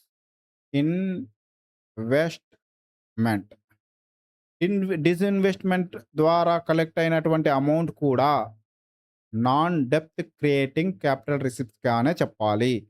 ఏం చెప్పాలి? ఎన్‌డిసిసిఆర్. ఎన్‌డిసిసిఆర్ నాన్ డెప్త్ క్రియేటింగ్ క్యాపిటల్ అంటే అప్పు క్రియేట్ చేయని క్యాపిటల్. క్యాపిటల్ అంటే మూలధన రాబడి కిందనే చెప్పాలి. అసలు ఏంటి? డిజిన్వెస్ట్‌మెంట్ అంటే ఏంటి? దీని గురించి కొంచెం డీటెయిల్‌గా మాట్లాడదాం. బయ్ కిందకి పో బయ్. ఇంతవరకు అర్థమైంది గదా! క్యాపిటల్ రిసీవ్స్ అంటే డెప్త్ అప్పు క్రియేట్ చేసేవి, అప్పు క్రియేట్ చేయనివి. రాబడి ఉంటాయి. అందులో లోన్స్ ఉంటాయి, బారోయింగ్స్ ఉంటాయి.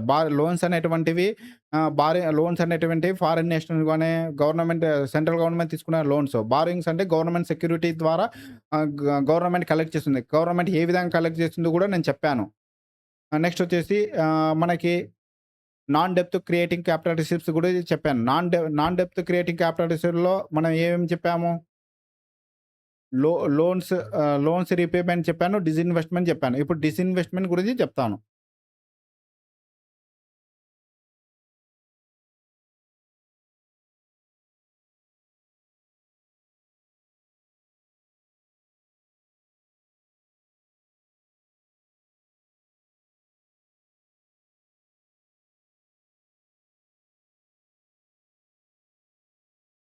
సరే. డిజిన్వెస్ట్‌మెంట్ అంటే ఏంటి?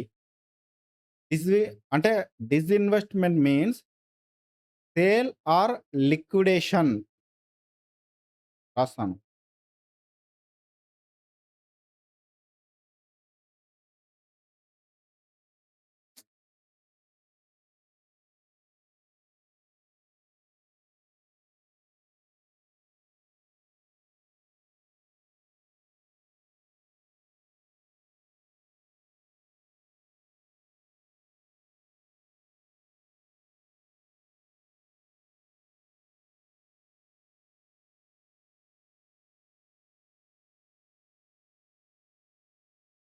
Sale or liquidation of assets by government. సింపుల్‌గా చెప్పాలంటే, మన వాడుక భాషలో చెప్పాలంటే డిజిన్వెస్ట్‌మెంట్ అంటే ఏం లేదు. సేల్ సేలు లేదా లిక్విడేషన్ ఆఫ్ అసెట్స్. అంటే ఈ అసెట్స్ అంటే ఏంది? పబ్లిక్ అసెట్స్ ఇవి. మన అసెట్స్. అంటే మన అంటే నా ఇండ్లో, మీ ఇండ్లో అని కాదు. అంటే గవర్నమెంట్ అసెట్స్ అని అర్థం. అంటే గవర్నమెంట్ అసెట్స్ అంటే ఏంది? పబ్ ఆహ్, సెంట్రల్ పబ్లిక్ సెక్టార్ ఎంటర్‌ప్రైజెస్ లేదా పబ్లిక్ సెక్టార్ ఎంటర్‌ప్రైజెస్ అంటే గవర్నమెంట్ కంపెనీస్ అనుకో. Public sector enterprises. అంటే ఇందులో ఒకవేళ సేల్ వాళ్ళని అమ్మడం గాని లిక్విడేషన్ అంటే ఏందంటే, లిక్విడేషన్ అంటే ఇప్పుడు ఒక కంపెనీ 100,00,00,000 ఉందనుకో. 100,00,00,000 ఉందనుకో. పూర్తిగా అమ్మితే సేల్ చేసేసినవురా అంటారు. అలా కాకుండా 100,00,00,000 ఉంటే దీంట్లో ఒక 60,00,00,000 గవర్నమెంట్ పెట్టుకొని 40,00,00,000 ఈయన బయట ప్రైవేట్ వ్యక్తులకి అమ్మిందనుకో. దాన్ని ఏమంటామంటే లిక్విడేషన్ అంటాం. అంటే దాన్ని అమ్మేసి లిక్విడ్ కరెన్సీ అంటాం కదా మనము. ఆ విధంగా గుర్తుపెట్టుకోండి. లిక్విడేషన్ అంటే సర్టెన్ అమౌంట్ తీసుకోవడం అని. చాలామంది ఏమనుకుంటారంటే డిజిన్వెస్ట్‌మెంట్ అంటే ప్రైవేటైజేషన్ ఏమో అనుకుంటారు. ఇక్కడ గుర్తుపెట్టుకోవాలి. All disinvestments are not privatisation. మళ్ళీ చెప్తున్నాను. ఆల్ డిజిన్వెస్ట్‌మెంట్స్ ఆర్ ఇక్కడ ఆల్ అనేటువంటిది ఇంపార్టెంట్. అన్ని డిజిన్వెస్ట్‌మెంట్‌లు కూడా ప్రైవేటైజేషన్ కాదు. ఎందుకో నేను ఇప్పుడు చెప్తాను. ఎందుకంటే చాలామంది డిజిన్వెస్ట్‌మెంట్ అంటే ప్రైవేటైజేషన్ ఏమో అనుకుంటారు. కాదు. డిజిన్వెస్ట్‌మెంట్ అంటే లిక్విడేషన్ కూడా ఉంటుంది. కొంతవరకు అమౌంట్ అనేటువంటిది రెడ్యూస్ చేయొచ్చు గవర్నమెంటు. ఇప్పుడు వెళ్ళే కొద్దీ నేను చెప్తాను లిక్విడేషన్ అనేటి. సరే. డిజిన్వెస్ట్‌మెంట్ యొక్క మెయిన్ ఆబ్జెక్టివ్స్ ఏంది? మెయిన్ ఫోకస్ అసలు ఎందుకు మెయిన్ ఆబ్జెక్టివ్స్ ఏంది? ఎంబీ అంటే మెయిన్ ఆబ్జెక్టివ్స్. లిక్విడేషన్ యొక్క మెయిన్ ఆబ్జెక్టివ్స్ ఏమేమి ఉన్నాయో చూద్దాం. ఫస్ట్ ఆబ్జెక్టివ్ నంబర్ 1 వచ్చేసి గవర్నమెంట్ అనేది ఫిజికల్ బర్డెన్ ఆన్ ఎక్స్‌చెకర్ మీద రెడ్యూస్ చేయడం. Reduce physical burden on Exchequer. Reduce physical అరె బర్డెన్ ఆన్ ఎక్స్‌చెకర్. అంటే ఏందంటే రెడ్యూస్ చేయడము. ఫిజికల్ బ ఆహ్, దీని అర్థం ఏందంటే మనకు ఇన్‌కమ్ ఉంటుందబ్బా! మన నీకు గాని, మనకు కానీ గవర్నమెంట్‌కి గూడా ఒక ఇన్‌కమ్ వస్తా ఉంటుంది. అంటే బడ్జెట్ ఉంటుంది. ఆ బడ్జెట్‌లో ఇప్పుడు అన్నెసెసరీ బర్డెన్ పడతా ఉంటాయి. ఈ గవర్నమెంట్ కంపెనీస్ వల్ల. అవి లాస్ట్‌లో ఉంటాయి. ఆ యొక్క బర్డెన్ అనేటువంటి గవర్నమెంట్ భరించాలి. ఫర్ ఎగ్జాంపుల్ చిన్న ఎగ్జాంపుల్‌తో చెప్తాను. నీకు ఒక కంపెనీ నీ ఏరియాలో ఒక షాప్ రెంట్ వస్తున్నాయి. ఒక షాప్ ఉంది. అది నువ్వే రన్ చేస్తున్నావు. సిమెంట్ షాప్ ఉందనుకుందాం. సిమెంట్ షాప్ ఉంది. అది గత 6 నెలల నుండి అది లాస్‌లో నడుస్తా ఉంది. అంటే అసలు అమ్ముడు పోవడం లేదు. స్టాక్ అనేది అలానే నిలబడిపోతుంది. అసలు నీకు అర్థం కావట్లేదు. దాంట్లో అది నువ్వు ఇంట్రె దా అదే అమౌంట్ తెచ్చి పెట్టినావు. దాని మీద ఇన్వెస్ట్ చేసినావు. బట్ ఒక్క రూపాయి రావట్లేదు. నువ్వు వడ్డీలు కడుతున్నావు. అంటే నీ యొక్క ఇన్‌కమ్ మీద బర్డెన్ పడుతుంది కదా! ఆ యొక్క వడ్డీలు అనేటువంటివి, ఇంట్రెస్ట్ అనేటువంటివి నీ యొక్క ఓన్ ఇన్‌కమ్ ద్వారా కట్టాలి. నీ యొక్క ఎక్స్‌పెండిచర్‌ని తగ్గించుకొని, నీ యొక్క ఖర్చులు తగ్గించుకొని మరీ కట్టాల్సొస్తది. అంటే అప్పుడు నీ యొక్క ఫిజికల్ బర్డెనే కదా! నీ యొక్క రెవెన్యూ మీద. గవర్నమెంట్ గూడా ఇలాంటి కొన్ని ఇండస్ట్రీస్ ఉంటాయి. అవి ఇలా ఎక్స్‌చెకర్ మీద బర్డెన్‌ని తగ్గించుకోవడానికి డిస్ఇన్వెస్ట్‌మెంట్ చేయడం మెయిన్ ఆబ్జెక్టివ్. ఒక ఆబ్జెక్టివ్. నెక్స్ట్ వచ్చేసి గవర్నమెంట్ అనేది ప్రైవేట్ ఓనర్‌షిప్‌ని ఎంకరేజ్ చేయడం కోసం. ప్రైవేట్ ఓనర్‌షిప్‌ని ఎంకరేజ్ చేయడం కోసం.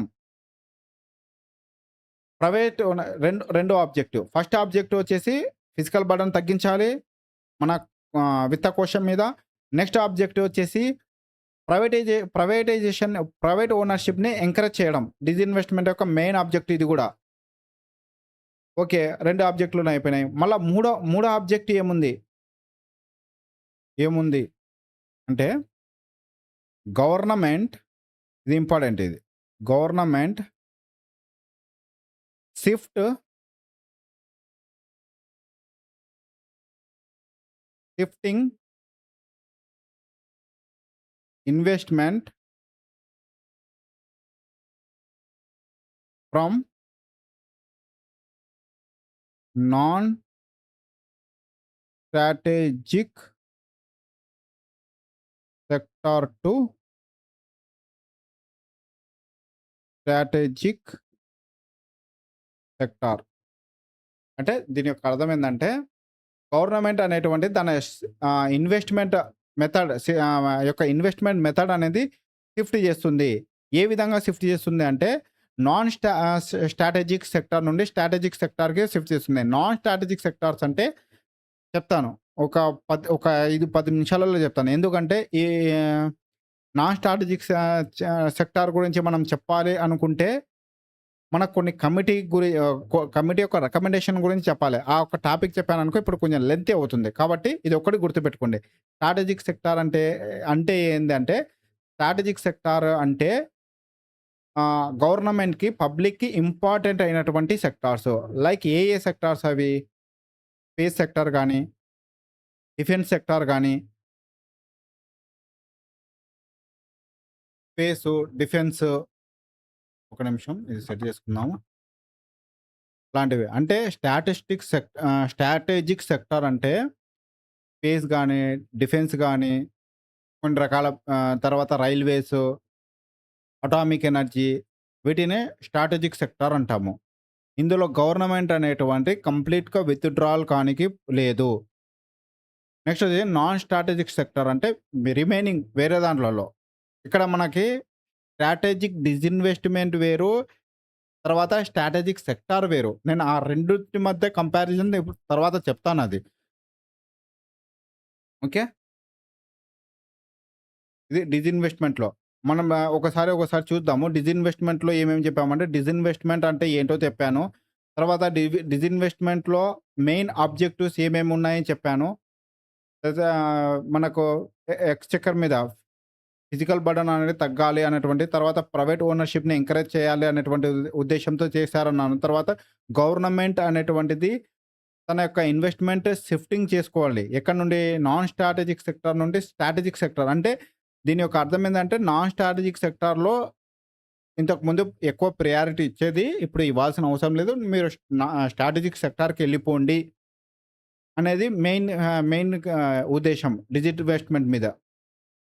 ఓకే. నేను ఒకటికి 2 సార్లు ఎందుకు చెప్తున్నానంటే బ్రో, ఇప్పుడు చాలామంది ఫ్రెషర్స్ కూడా చూస్తా ఉంటారు. లేదంటే జనరల్ పబ్లిక్ చూస్తారు. వాళ్ళకి కూడా అర్థం కావాలి అనేటువంటి ఉద్దేశ్యంతో లేదంటే ఒక 10 నిమిషాలలో టక టక టక టక లేపేయొచ్చు. పెద్ద ఇష్యూ ఏం కాదు. కాబట్టి నేను రిపీటెడ్‌గా 1కి 2 సార్లు నిదానంగా అందుకే చెప్తున్నాను. సరేనా? కొంచెం ఓపికతో చూసుకోండి. సరే ఇప్పుడు డిస్ఇన్వెస్ట్‌మెంట్ యొక్క ఆబ్జెక్టివ్స్ అయిపోయినాయి. నెక్స్ట్ వచ్చేసి దాని యొక్క మే మీనింగ్ డిస్ఇన్వెస్ట్‌మెంట్ యొక్క మీనింగ్ గూడా అయిపోయింది. నెక్స్ట్ వచ్చేసి డిస్ఇన్వెస్ట్‌మెంట్ ప్రాసెస్ ఎలా ఉందో చూద్దాం. అసలు డిస్ఇన్వెస్ట్‌మెంట్ ప్రాసెస్ ఏ విధంగా చేస్తది? సరే డిస్ఇన్వెస్ట్‌మెంట్ ప్రాసెస్ కంటే ముందు ఒక చిన్నది జెప్తాను. 2016 కంటే ముందు కూడా ఒక డిపార్ట్‌మెంట్ ఉండేది. డిస్ఇన్వెస్ట్‌మెంట్ డిపార్ట్‌మెంట్ ఆఫ్ డిస్ఇన్వెస్ట్‌మెంట్ ఉండేది. ఇప్పుడు 2016 కంటే ముందు ఎందుకు ఈ డిస్ఇన్వెస్ట్‌మెంట్ చేయడానికి 2016లో మనకు దీపం అనేటువంటిది దీపం అనేటువంటి పేరు మార్చారు. దీని పేరే పెట్టారు. అంటే న్యూ క్రియేషన్‌గా దీన్నే దీపంగా మార్చారు. దీని యొక్క ఫుల్ ఫార్మ్ ఏందంటే disinvestment department of investment and public asset management. ఏం పేరు పెట్టారు చూడు bro. Department of investment and public assets management అంటమాట. అంటే ఇంతకుముందు దీని యొక్క అర్థం ఏందంటే, ఇంతకుముందు ప్రజలు డిస్ఇన్వెస్ట్‌మెంట్ అంటే బాగా తిరగబడేవాళ్ళు. మళ్ళా ధర్నాలు చేసేవాళ్ళు. ఇదేదో బాగాలేదులే. ఇదేదో పబ్లిక్ అసెట్ మేనేజ్‌మెంట్ అనే పేరు మార్చేద్దాము. దీపం అనేటువంటి పేరు పెట్టేద్దాము. ప్రెజెంట్ ఉండే గవర్నమెంట్ మామూలు ప్రజల నాడి పట్టుకునే గవర్నమెంట్ ఇది. దీపం అంటే చూడు పేరులో గూడా చూసావా వెలుగు, దీపం. నిజాన్ని చెప్పాలంటే ఇది అన్ని, అన్ని కంపెనీల దీపాలు ఆర్పేసిద్ది. కానీ ప్రజలకి అది తెలీదు. అబ్బా! దీపం అంటే వెలుగు ఇస్తాదేమో అనుకుంటాం మనము. ఎన్‌డీఏ గవర్నమెంట్ ప్రజల నాడి పట్టుకుంది. అందుకే మంచి, మంచి పేర్లు తీసుకొస్తారు ఈళ్ళు. అది డిపార్ట్‌మెంట్ ఆఫ్ మళ్ళొకసారి చెప్తున్నాము. ఇన్వెస్ట్‌మెంట్ పబ్లిక్ అసెట్ మేనేజ్‌మెంట్ ఇది ఒక నోడల్ ఏజెన్సీ. డిస్ఇన్వెస్ట్‌మెంట్‌లో. అంటే ఇది ఫైనాన్స్ మినిస్ట్రీ కింద పనిచేస్తుంది. ఈ దీపం ద్వారానే మనకు డిస్ఇన్వెస్ట్‌మెంట్ ప్రక్రియ స్టార్ట్ అవుతుంది. అంటే ప్రక్రియ జరుగుతుంది. ఇదొక్కటి గుర్తుపెట్టుకోవాల. సరే డిస్ఇన్వెస్ట్‌మెంట్ ప్రాసెస్ ఏ విధంగా ఉందో చూద్దాం. డిస్ఇన్వెస్ట్‌మెంట్ మనం కొన్ని విధాలుగా డిస్ఇన్వెస్ట్‌మెంట్ చేస్తాము. ఏ విధాలుగా డిస్ఇన్వెస్ట్‌మెంట్ చేస్తామంటే ఫస్ట్ ఐపీఓస్ అంటాం. ఐపీఓస్. ఐపీఓస్ అంటే public offering. Initial public offering. అంటే మనకు స్టాక్ మార్కెట్ ఉంటుందా? నిఫ్టీ ఉంటుంది. బాంబే స్టాక్ ఎక్స్‌చేంజ్ ఉంటాయి. అలా మన స్టాక్ మార్కెట్‌లో unlisted unlisted central public enterprises. Sector enterprises. Central public sector enterprises అంటే గవర్నమెంట్ రిలేటెడ్ అదే గవర్నమెంట్ బీఎస్ఎన్ఎల్ గాని సంథింగ్ ఏదన్నా. అన్‌లిస్టెడ్ సిపి పీఎస్‌సీస్ అంటే ఇప్పుడు ఫర్ ఎగ్జాంపుల్ బీఎస్ఎన్ఎల్ ఉందనుకుందాం. బీఎస్ఎన్ఎల్ అనేటువంటిది ఒక పబ్లిక్ సెక్టార్ ఎంటర్‌ప్రైజెస్. ఇది స్టాక్ ఎక్స్‌చేంజ్‌లో అయి ఉండదు. అన్‌లిస్టెడ్ అంటున్నాం. అంటే అసలు ఇంతవరకు ఇంక బీఎస్ఎన్ఎల్ అనేది అన్నటువంటిది ఈ యొక్క షేర్లు అనేటువంటి స్టాక్ మార్కెట్‌లోనే పెట్టలేదు. ఫస్ట్ టైమ్ ఈ యొక్క బీఎస్ఎన్ఎల్ యొక్క షేర్లు అనేటువంటి స్టాక్ మార్కెట్‌లో పెట్టి పబ్లిక్‌లో ఆఫర్ చేస్తున్నారు. వచ్చి తీసుకోండి అనేటువంటి ఉద్దేశ్యంతో. అలా చేస్తే దాన్నేమంటారు ఐపీఓస్ అంటాము. ఐపీఓ అంటే ఇనీషియల్‌గా పబ్లిక్‌ని ఆఫర్ చేయడం. బీఎస్ఎన్ఎల్ యొక్క షేర్‌ని తీసుకోండి అని. అంటే ఇవి దీని ద్వారా ఏమవుతుందంటే బీఎస్ఎన్ఎల్ షేర్‌ని పబ్లిక్ కొనుక్కుంటారు. అప్పుడు బీఎస్ఎన్ఎల్ గూడా అన్‌లిస్టెడ్ నుండి లిస్టెడ్ కంపెనీగా మారిపోతుంది. స్టాక్ మార్కెట్‌లో ఒక లిస్టెడ్ కంపెనీగా మారిపోతుంది. ఇది గుర్తుపెట్టుకోవాలి. సింపుల్ ఐపీఓ అంటే. నేను ఈ మొత్తం స్టాక్ ఎక్స్‌చేంజ్ గురించి మాట్లాడుతున్నాను.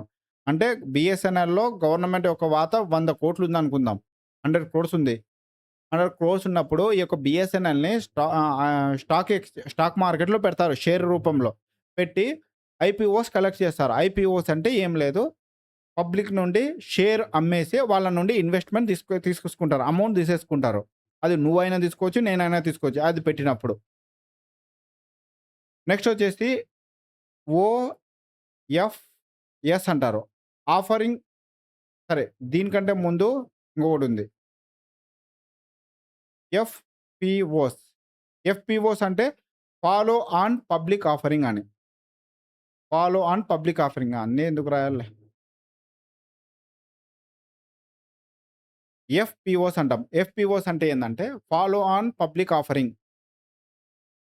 అంటే already listed companies.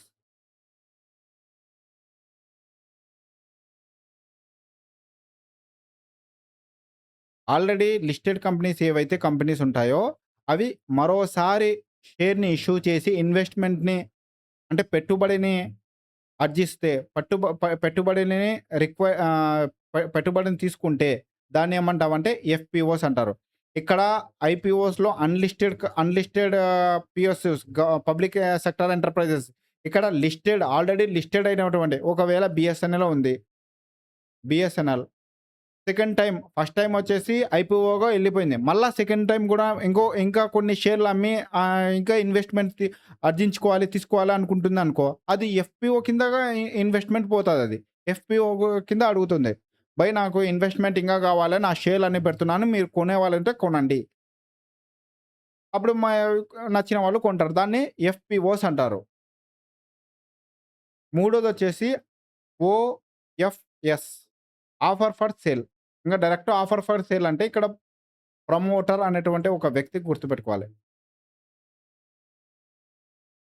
Offer for sale అంటే ఆహ్, ఇప్పుడు రిలయన్స్ కంపెనీ ఉంటారా? ఆఫర్ అంటే ప్రమోటర్ గురించి ఫస్ట్ చెప్తాను. దాని తర్వాత ఆఫర్ ఫర్ సేల్ గురించి చెప్తాను. ప్రమోటర్స్ అంటే రిలయన్స్‌కు ఎవరిది? ముఖేష్ అంబానీ వాళ్ళది. వీళ్ళను ఎవరైతే రిలయన్స్ యొక్క ఫౌండర్ ఉంటారో ముఖేష్ అంబానీ అండ్ వాళ్ళ ఫ్యామిలీ. వాళ్ళ ఒక ఫ్యామిలీ మెంబర్స్. వీళ్ళనేమంటారంటే ప్రమోటర్స్ అంటారు.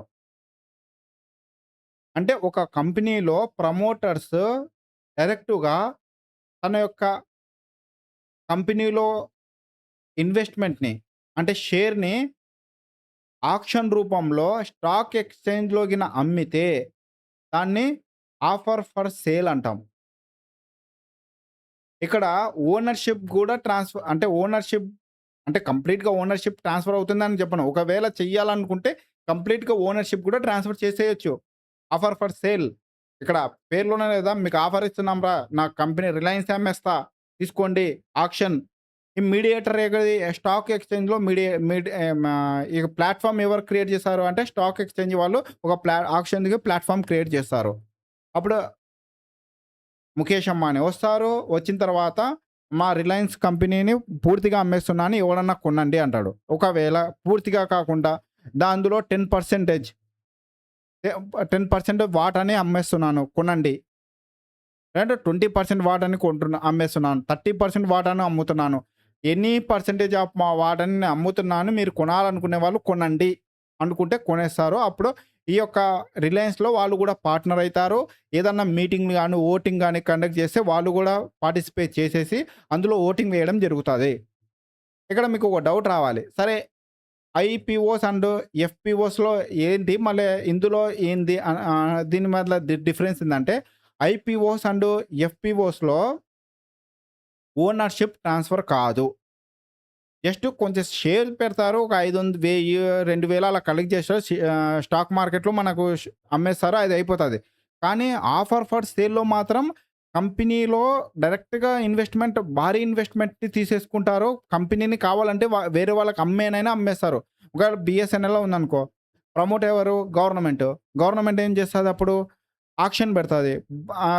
మీరు కావాల్సిన వాళ్ళకి తీసుకోండని. ఎవడో ఒకడు 100,00,00,000 ఇప్పుడు దీని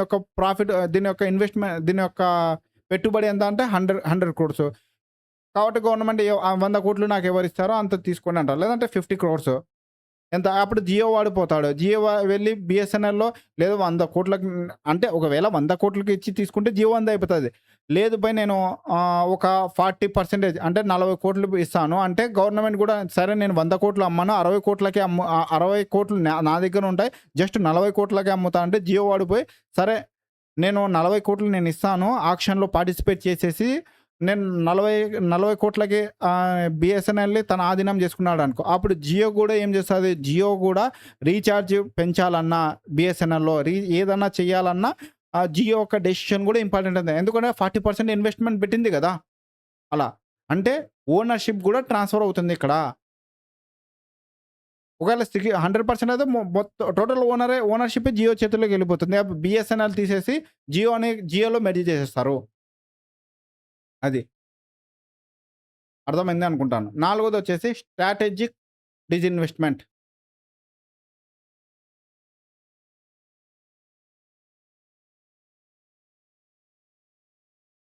ఏంటి స్ట్రాటజిక్ డిజిన్వెస్ట్‌మెంట్ అంటే ఏంటంటే, strategic disinvestment, non strategic disinvestment 2 ఉంటాయి. Non strategic disinvestment.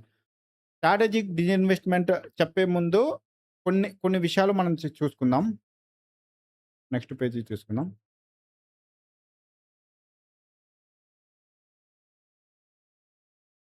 Strategic disinvestment చెప్పే ముందు కొన్ని విషయాలను ఇక్కడ చేయాల. Minor disinvestment, major disinvestment,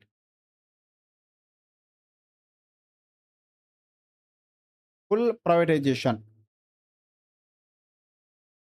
full privatization. ఈ 3 యొక్క టర్మినాలజీ చూడాల. ఇక్కడ మైనర్ అంటే ఏంటి? లెస్ థాన్ 50% షేర్ గిన అమ్మితే దాన్ని మైనర్ అంటాం. అంటే 10% అమ్మొచ్చు, 20% అచ్చు, 30% అమ్మొచ్చు, 40% అంటే లెస్ థాన్ 50% అమ్మాలి. ఒకవేళ గ్రేటర్ థాన్ 50% షేర్ గిన అమ్మితే దాన్ని ఇది మైనర్ గదా! సారీ. అదే అది కరెక్టే గదా! లెస్ థాన్ 50% అయితే మైనర్. గ్రేటర్ థాన్ మేజర్ ఇది. గ్రేటర్ థాన్ 50% షేర్ గిన అమ్మినారనుకో, ఒక కంపెనీ యొక్క షేరు ఒక 100,00,00,000 ఉంది. అందులో 60,00,00,000, 51,00,00,000 మేజర్ షేర్ గదా! అది అమ్మితే గినక అది మైనర్ డిజిన్వెస్ట్‌మెంట్ అవుతుంది. 40,00,00,000, 30,00,00,000 వస్తే మైనర్ డిజిన్వెస్ట్‌మెంట్ అవుతుంది. ఒకవేళ 100,00,00,000కి 100,00,00,000 అమ్మేసినారంటే 100,00,00,000కి అంటే ఫుల్ ప్రైవేటైజేషన్ అయిపోతుంది. ఇది దాన్ని మనం మర్చిపోకూడదు. మైనర్ డిజిన్వెస్ట్‌మెంట్, మేజర్ డిజిన్వెస్ట్‌మెంట్, తర్వాత ఫుల్ డిజిన్వెస్ట్‌మెంట్ అనేటువంటి విషయాలను మర్చిపోకూడదు. ఇప్పుడు స్ట్రాటజిక్ డిజిన్వెస్ట్‌మెంట్ వస్తాం. అంటే గవర్నమెంట్ అనేది స్ట్రాటజిక్ డిజిన్వెస్ట్‌మెంట్‌లో 50 or more than 50%, 50 or more than 51% తన యొక్క ఇన్వెస్ట్‌మెంట్‌ని డిజిన్వెస్ట్ చేసుకుంటుంది. అంటే డిజిన్వెస్ట్‌మెంట్ చేస్తుంది. అంటే తన ఇన్వెస్ట్‌మెంట్‌ని అమ్మేస్తుంది. దాన్ని మనం ఏమంటే స్ట్రాటజిక్ డిజిన్వెస్ట్‌మెంట్ అంటాము. స్ట్రాటజిక్ సెక్టార్ వేరేదన్నాను. స్ట్రాటజిక్ సెక్టార్‌లో ఏమన్నాను? గవర్నమెంట్ మెజారిటీ తన దగ్గరనే పెట్టుకుంటుంది. వేరే వాళ్ళకి అమ్మను. అది స్ట్రాటజిక్ సెక్టారు. ఇది స్ట్రాటజిక్ డిజిన్వెస్ట్‌మెంటు. స్ట్రాటజిక్ డిజిన్వెస్ట్‌మెంట్‌లో 50 ఆర్ మోర్ థాన్ 50% అమ్మడమే కాకుండా ఓనర్‌షిప్‌ని కూడా ట్రాన్స్‌ఫర్ చేసేస్తుంది. స్ట్రాటజిక్ డిజిన్వెస్ట్‌మెంట్‌లో. డిజిన్వెస్ట్‌మెంట్‌లో నాన్ స్ట్రాటజిక్ డిజిన్వెస్ట్‌మెంట్‌లో గవర్నమెంట్ అనేటువంటిది మైనర్ షేర్ గాని, మేజర్ షేర్ గాని, ఫుల్ ప్రైవేటైజేషన్ ఏదో ఒకటి చేయొచ్చు. మైనర్ షేర్ అమ్మకాలంటే మైనర్ షేర్ అమ్ముకోవచ్చు. మేజర్ షేర్ అమ్మాలంటే మేజర్ షేర్ అమ్మొచ్చు. ఫుల్ డిజిన్వెస్ట్‌మెంట్ చేయాలంటే ఫుల్ ఇన్వెస్ట్‌మెంట్ కూడా చేసుకోవచ్చు. అంటే ఏ రూపంలో చేసినా సరే దాన్ని నాన్ స్ట్రాటజిక్ డిజిన్వెస్ట్‌మెంట్ అంటారు. ఇది గుర్తుపెట్టుకోండి. Strategic disinvestment, non strategic disinvestment అనేటువంటి 2 టెర్మినాలజీస్. నెక్స్ట్ వచ్చేసి దాని తర్వాత ఈపీఓస్ ఉంటాయి. ఎక్స్‌చేంజ్ ఈటీఓస్. ఈ ETFs. Exchange trader fund.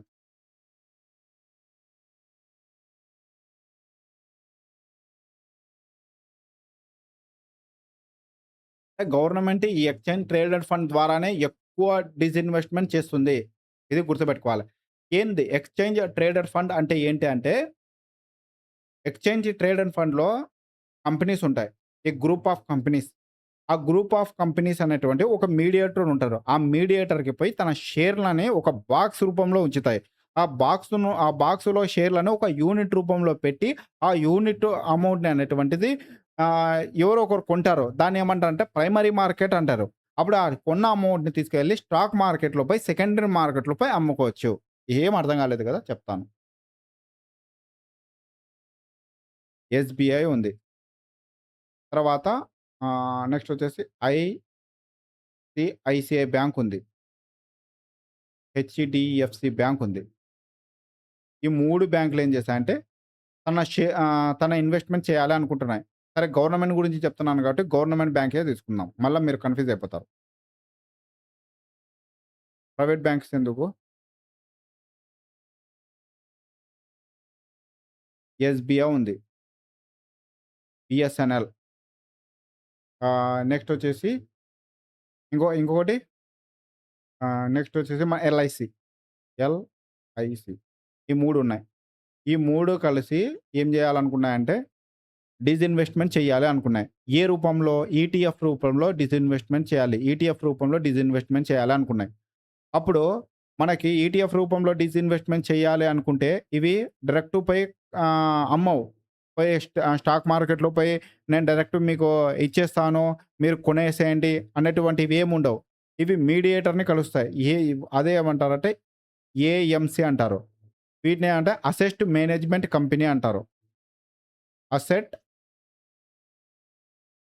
Management company. Companies ఉంటాయి. అసెట్ మేనేజ్మెంట్ కంపెనీ అనేది ఉంటుంది. ఆ అసెట్ మేనేజ్మెంట్ కంపెనీకి పోయి చెప్తాయి. ఇలా మా యొక్క షేర్‌లను మేము అమ్మాలనుకుంటున్నాము. అది ఈటీఎఫ్ రూపంలో అమ్మాలనుకుంటున్నాము. నువ్వు అమ్మి పెట్టు అంటాడు. ఈ యొక్క మీడియేటర్ ఈ యొక్క అసెట్ మేనేజ్మెంట్ కంపెనీ ఏం చేస్తాడంటే ఒక బాక్స్ తయారు చేస్తాడు. ఒక బాక్స్ తయారు చేసి ఈ బాక్స్‌లో వచ్చేసి ఎస్‌బీఐ షేర్‌లను, బిఎస్ఎన్ఎల్ షేర్‌లను, ఎల్ఐసి షేర్‌లను ఈ 3 షేర్‌లను పెట్టేస్తాడు. 1, 2, 3, 4, 5, 6, 7, 8, 9 షేర్‌లున్నాయనుకో. ఇలా 9 షేర్‌లు పెట్టేస్తాడు. అంటే ఒక యూనిట్స్ రూపంలో పెడతాడు.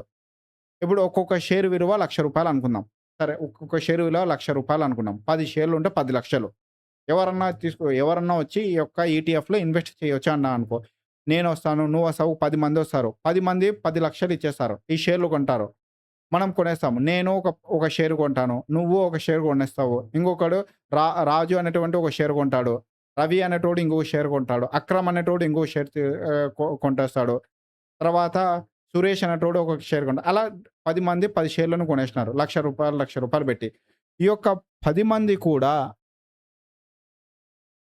ఈ యొక్క షేర్ కొన్నారు గదా! దీన్ని ప్రైమరీ మార్కెట్ అంటారు. ప్రైమరీ మార్కెట్, సెకండరీ మార్కెట్ అంటే ఏందంటే, ప్రైమరీ మార్కెట్ అంటే డైరెక్ట్ ఇప్పుడు మ్యూచువల్ ఫండ్ ఉంది. మ్యూచువల్ ఫండ్ అంటే ఏంటి? అది ప్రైమరీ మార్కెట్. అంటే కస్టమర్ల దగ్గర, హౌస్ హోల్డ్ దగ్గర పోయి అమౌంట్ కలెక్ట్ చేస్తున్నారు మ్యూచువల్ ఫండ్ వాళ్ళు. అంటే హౌస్ హోల్డ్ డైరెక్ట్ మ్యూచువల్ ఫండ్‌లో కలెక్ట్ చేస్తున్నారంటే అది డైరెక్ట్ స్టాక్ మార్కెట్‌లోనో ఎక్కడో పెట్టి కాదు. ఒక పర్సన్ దగ్గర డైరెక్ట్ ఇస్తున్నారంటే అది ప్రైమరీ మార్కెట్ అవుతుంది. సెకండరీ మార్కెట్ అంటే అది స్టాక్ ఎక్స్‌చేంజ్‌లో. అంటే స్టాక్ ఎక్స్‌చేంజ్ అంటే ఏంది? స్టాక్ మార్కెట్ అనేది సెకండరీ మార్కెట్ కిందకి వస్తుంది. ఇప్పుడు స్టాక్ మార్కెట్ ఉంది. నిఫ్టీ ఉంది. బాంబే ఎక్స్‌చేంజ్ ఉంది. అవి మొత్తం సెకండరీ మార్కెట్ వస్తది. ఇప్పుడు నేను ఇక్కడ ఈ యొక్క అసెట్ మేనేజ్మెంట్ కంపెనీ దగ్గర ప్రైమరీ మార్కెట్ దగ్గర కొని నేను డైరెక్ట్ సెకండరీ మార్కెట్‌లో అంటే స్టాక్ ఎక్స్‌చేంజ్‌లో వీటిని అమ్ముకోవచ్చు. ఫర్ ఎగ్జాంపుల్ నేను రూ. 1,00,000 తీసుకున్నాను. అంటే ఎక్కడ తీసుకున్నాను? ప్రైమరీ మార్కెట్ నుండి ఏఎంసీ అసెట్ మేనేజ్మెంట్ కంపెనీ దగ్గర ఈ యొక్క వీళ్ళు చెప్తారు నాకే. "అరే భయ్! ఇందులో ఎస్‌బీఐ ఉంది, బీఎస్ఎన్ఎల్, ఎల్ఐసీ" అంటే నాకు తెలుసు. అబ్బా! ఎస్‌బీఐ ప్రాఫిట్‌లో ఉంది నాకు తెలుసు. బీఎస్ఎన్ఎల్ కొంచెం లాస్‌లో ఉన్నా సరే ఎల్ఐసీ ఆ ప్రాఫిట్‌లో ఉంది. కాబట్టి ఖచ్చితంగా నేను తీసేసుకుంటాను అన్నటువంటి ఉద్దేశ్యంతో ఒక షేర్ తీసేసుకున్నా. ఇప్పుడు నేను చెప్తాను. "అరే! నా షేర్‌లో ఎస్‌బీఐ, ఎల్ఐసీ షేర్స్ ఉన్నాయిరా" అంటే స్టాక్ మార్కెట్‌లో పెడితే ఎవరైనా తీసుకున్నారు. నేను రూ. 1,00,000 తీసుకున్నాను. ఆల్రెడీ 3 మంత్స్ అయింది నేను తీసుకొని. ఇది స్టాక్ మార్కెట్‌లో పెడుతున్నా. 1,20,000కి అమ్ముతాను మీకు తీసుకుంటారా అని పెడతాను. వచ్చేటోళ్ళు ఏం చేస్తారు? సరే భాయ్ నేను 1,20,000కి తీసుకుంటా అని తీసుకుంటారు. ఆ మెచ్యూరిటీ టైమ్ అయిపోయినప్పుడు వాళ్ళు ఎప్పుడన్నా వాళ్ళు కావాలంటే వేరే వాళ్ళకి అమ్మొచ్చు. లేదంటే లాస్ట్‌లో వచ్చిన ప్రాఫిట్‌లలో గాని, ఏ అమౌంట్‌లో గాని వీళ్ళకి కూడా ఈ యొక్క అమౌంట్ అనేది ఇంక్రీజ్ అవుతుంది. ప్రెజెంట్ 1,20,000 చెప్పినప్పుడు 1,30,000 కావచ్చు. 1,50,000 కావచ్చు. 2,00,000 వరకు వెళ్ళిపోవచ్చు. 3,00,000 10,00,000 కూడా వెళ్ళవచ్చు. అంటే ఈ యొక్క మార్కెట్‌ని బట్టి ఈ యొక్క మార్కెట్ బాగుంది, బాగా గ్రోత్ అవుతుందంటే వీళ్ళ యొక్క ఇన్వెస్ట్‌మెంట్ గూడా పెరుగుతుంది. అప్పుడు ఎప్పుడైనా వీళ్ళు ఈ యొక్క ప్రాఫిట్ అమౌంట్‌ని విత్‌డ్రాల్ చేసుకుంటే ఎళ్ళిపోతా ఉండొచ్చు. అది ఆహ్, ఈటీఎఫ్ అంటే. అర్థమైందే అనుకుంటాను. అంటే ఈటీఎఫ్ అనేది గూడా ఒక డిస్ఇన్వెస్ట్‌మెంట్ ప్రాసెసే. గవర్నమెంట్ అనేది ఈ యొక్క ఈటీఎఫ్ ద్వారానే ఎక్కువ డిస్ఇన్వెస్ట్‌మెంట్ చేస్తా ఉంది. ఈ యొక్క ఈటీఎఫ్‌లు అనేటువంటివి ప్రెజెంట్ 2 రకాల ఈటీఎఫ్‌లు ఉన్నాయి. 2 రకాల ఈటీఎఫ్‌లు ఉన్నాయి. ప్రెజెంట్ ఈటీఎఫ్‌లో వచ్చేసి 2 టైప్స్ ఆఫ్ ఈటీఎఫ్స్ ఉన్నాయి. ఒక ఈటీఎఫ్ వచ్చేసి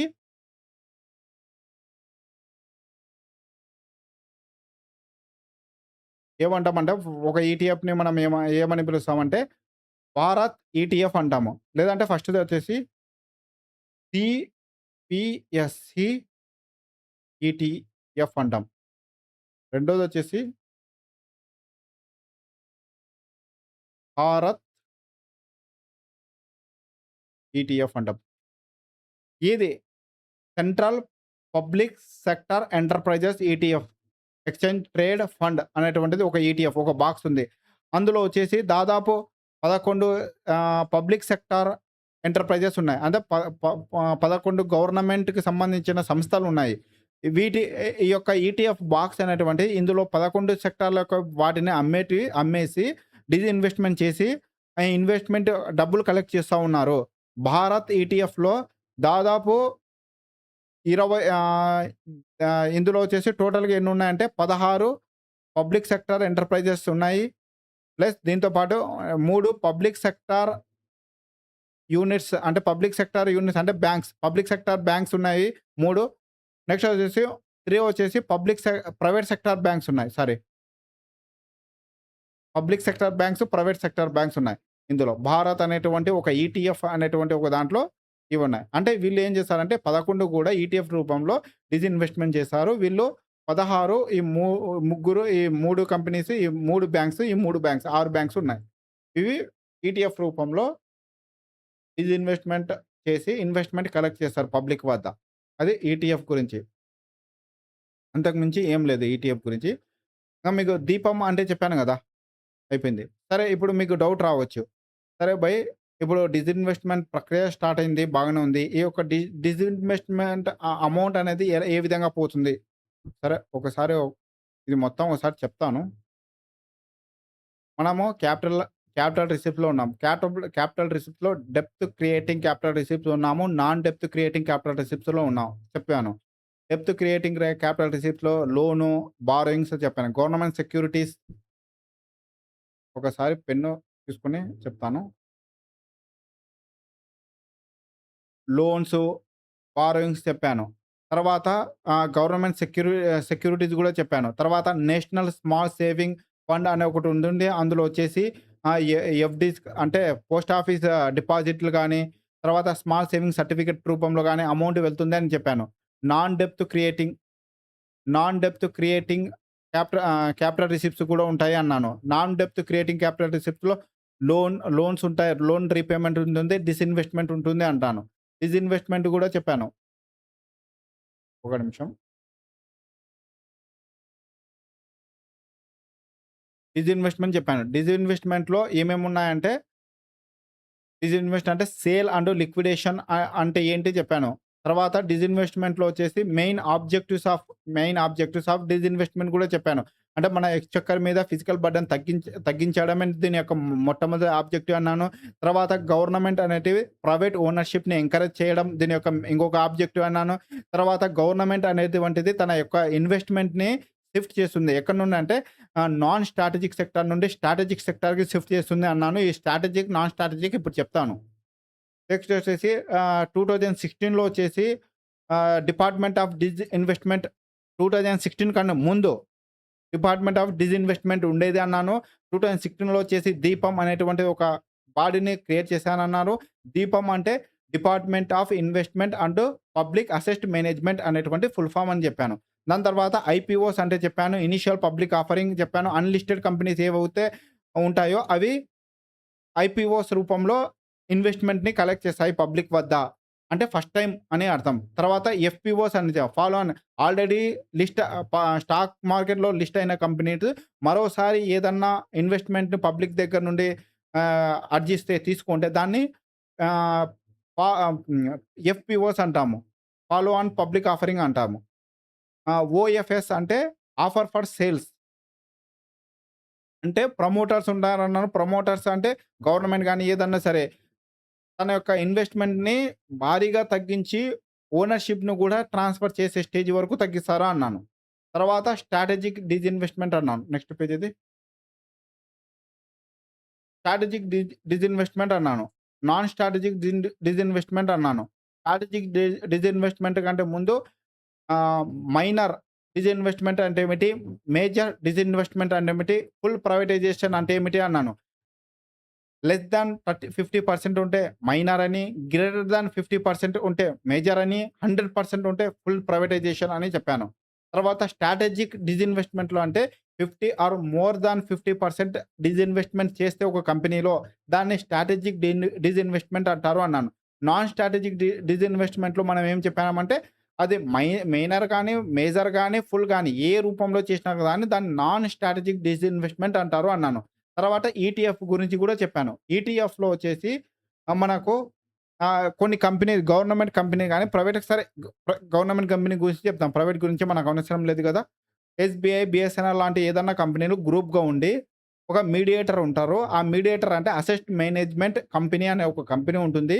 ఆ కంపెనీకి తన యొక్క షేర్‌లను పెట్టి ఒక బాక్స్ రూపంలో ఉంచి ఈ షేర్‌లు పబ్లిక్‌కి అమ్ముతారు. మనం ఒక 10 మంది తీసుకొచ్చి ఈ యొక్క వీళ్ళ దగ్గర ఆ యూనిట్స్ రూపంలో కొని, ఆ యూనిట్స్‌లు అనేటువంటిది అంటే వీటి ప్రైమరీ మార్కెట్‌లో కొంటాము.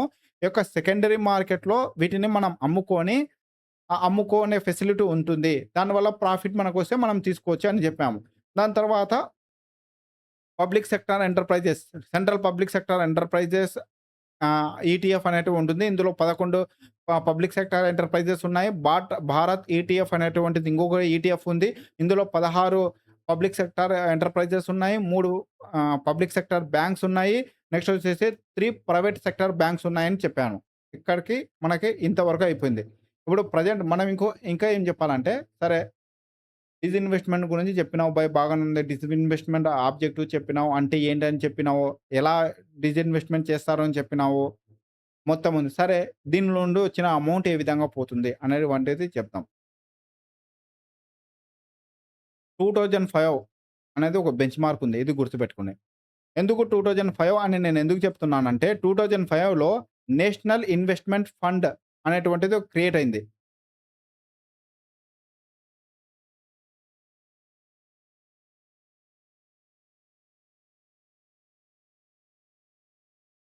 National investment fund. National investment fund అనేటువంటిది 2005లో క్రియేట్ అయింది. ఇది గుర్తుపెట్టుకోవాలా మీరు. ఈ యొక్క 2005లో క్రియేట్ అయినటువంటి నేషనల్ ఇన్వెస్ట్‌మెంట్ ఫండ్ అంటే ముందు అంటే 2025కి ముందు డిజిన్వెస్ట్‌మెంట్ జరిగేది. డిజిన్వెస్ట్‌మెంట్ ద్వారా అమౌంట్ కలెక్ట్ చేసేవాళ్ళు. నేనెక్కడ చెయ్యలేదు, డిజిన్వెస్ట్‌మెంట్ చేయలేదు అనట్లేదు. అలా వచ్చిన అమౌంట్‌ని ఏం చేసేవంటే ఫిస్కల్ ఫిస్కల్ డెఫిషియట్‌లో వాడేవారు. నెక్స్ట్ వచ్చేసి స్కీమ్స్‌కి వాడేవారు. తర్వాత ప్రోగ్రామ్స్‌కి వాడేవారు. ప్రతి దానికి వాడేవారు. ఎప్పుడైతే 2005లో యూపీఏ గవర్నమెంట్ వచ్చిందో, అప్పుడు ఏం చేశారంటే నేషనల్ ఇన్వెస్ట్‌మెంట్ ఫండ్ అనేటువంటి ఒక ఫండ్‌ని క్రియేట్ చేశారు. అంటే ఒక అకౌంట్ అనుకో. ఈ అకౌంట్‌లో ఏం చేశారంటే ఇప్పటి నుండి డిజిన్వెస్ట్‌మెంట్ ద్వారా వచ్చిన అమౌంట్ మొత్తం కూడా ఈ యొక్క ఫండ్‌లో పడుతుంది అని చెప్పారు. అప్పుడు ఈ యొక్క ఫండ్‌లో పడిన అమౌంట్‌ని అనేటువంటిది ఎఫ్‌డి రూపంలో దీన్ని మనం ఎఫ్‌డి అనకూడదు. కార్పస్ రూపం. కార్పస్ అంటే నథింగ్ ఎఫ్‌డి. ఎఫ్‌డి రూపంలో మనము ఎస్‌బీఐ బ్యాంక్ కాదు. ఏమంటారంటే దాన్ని SBI mutual private limited something ఏదో ఉంది అది. వా అది వాటి వద్ద నెక్స్ట్ వచ్చేసి ఇంత పైన నేను చెప్పాను గదా! ఇక్కడ అసెట్ మేనేజ్మెంట్ కంపెనీ వద్ద, ఎల్ఐసి వద్ద వీళ్ళ దగ్గర ఉంచుతారు. ఉంచి దాని వీళ్ళేం చేస్తారంటే వాటి మీద వచ్చేటువంటి ఇంట్రెస్ట్‌తో ఈ యొక్క స్కీమ్స్‌కి లేదంటే ప్రోగ్రామ్‌కి యూజ్ చేస్తారు. అర్థం కాలేదు కదా! చెప్తాను. ఏం లేదబ్బా! 2015లో వచ్చేసి నేషనల్ ఇన్వెస్ట్‌మెంట్ ఫండ్ అనేటువంటిది ఒకటి క్రియేట్ చేశారు. ఇప్పుడు ఫర్ ఎగ్జాంపుల్ 1000 ఒక డిజిన్వెస్ట్‌మెంట్ చేసి 2005లో అనుకుందాం. 2000 లో 1000 వచ్చాయి గవర్నమెంట్‌కి డిజిన్వెస్ట్‌మెంట్ వల్ల. అంటే అది ఐపీఓస్ గాని, ఎక్స్‌చేంజ్ ట్రేడ్ ఫండ్ రూపంలో గాని, ఏ రూపంలో సరే 1000,00,00,000 సంపాదించింది.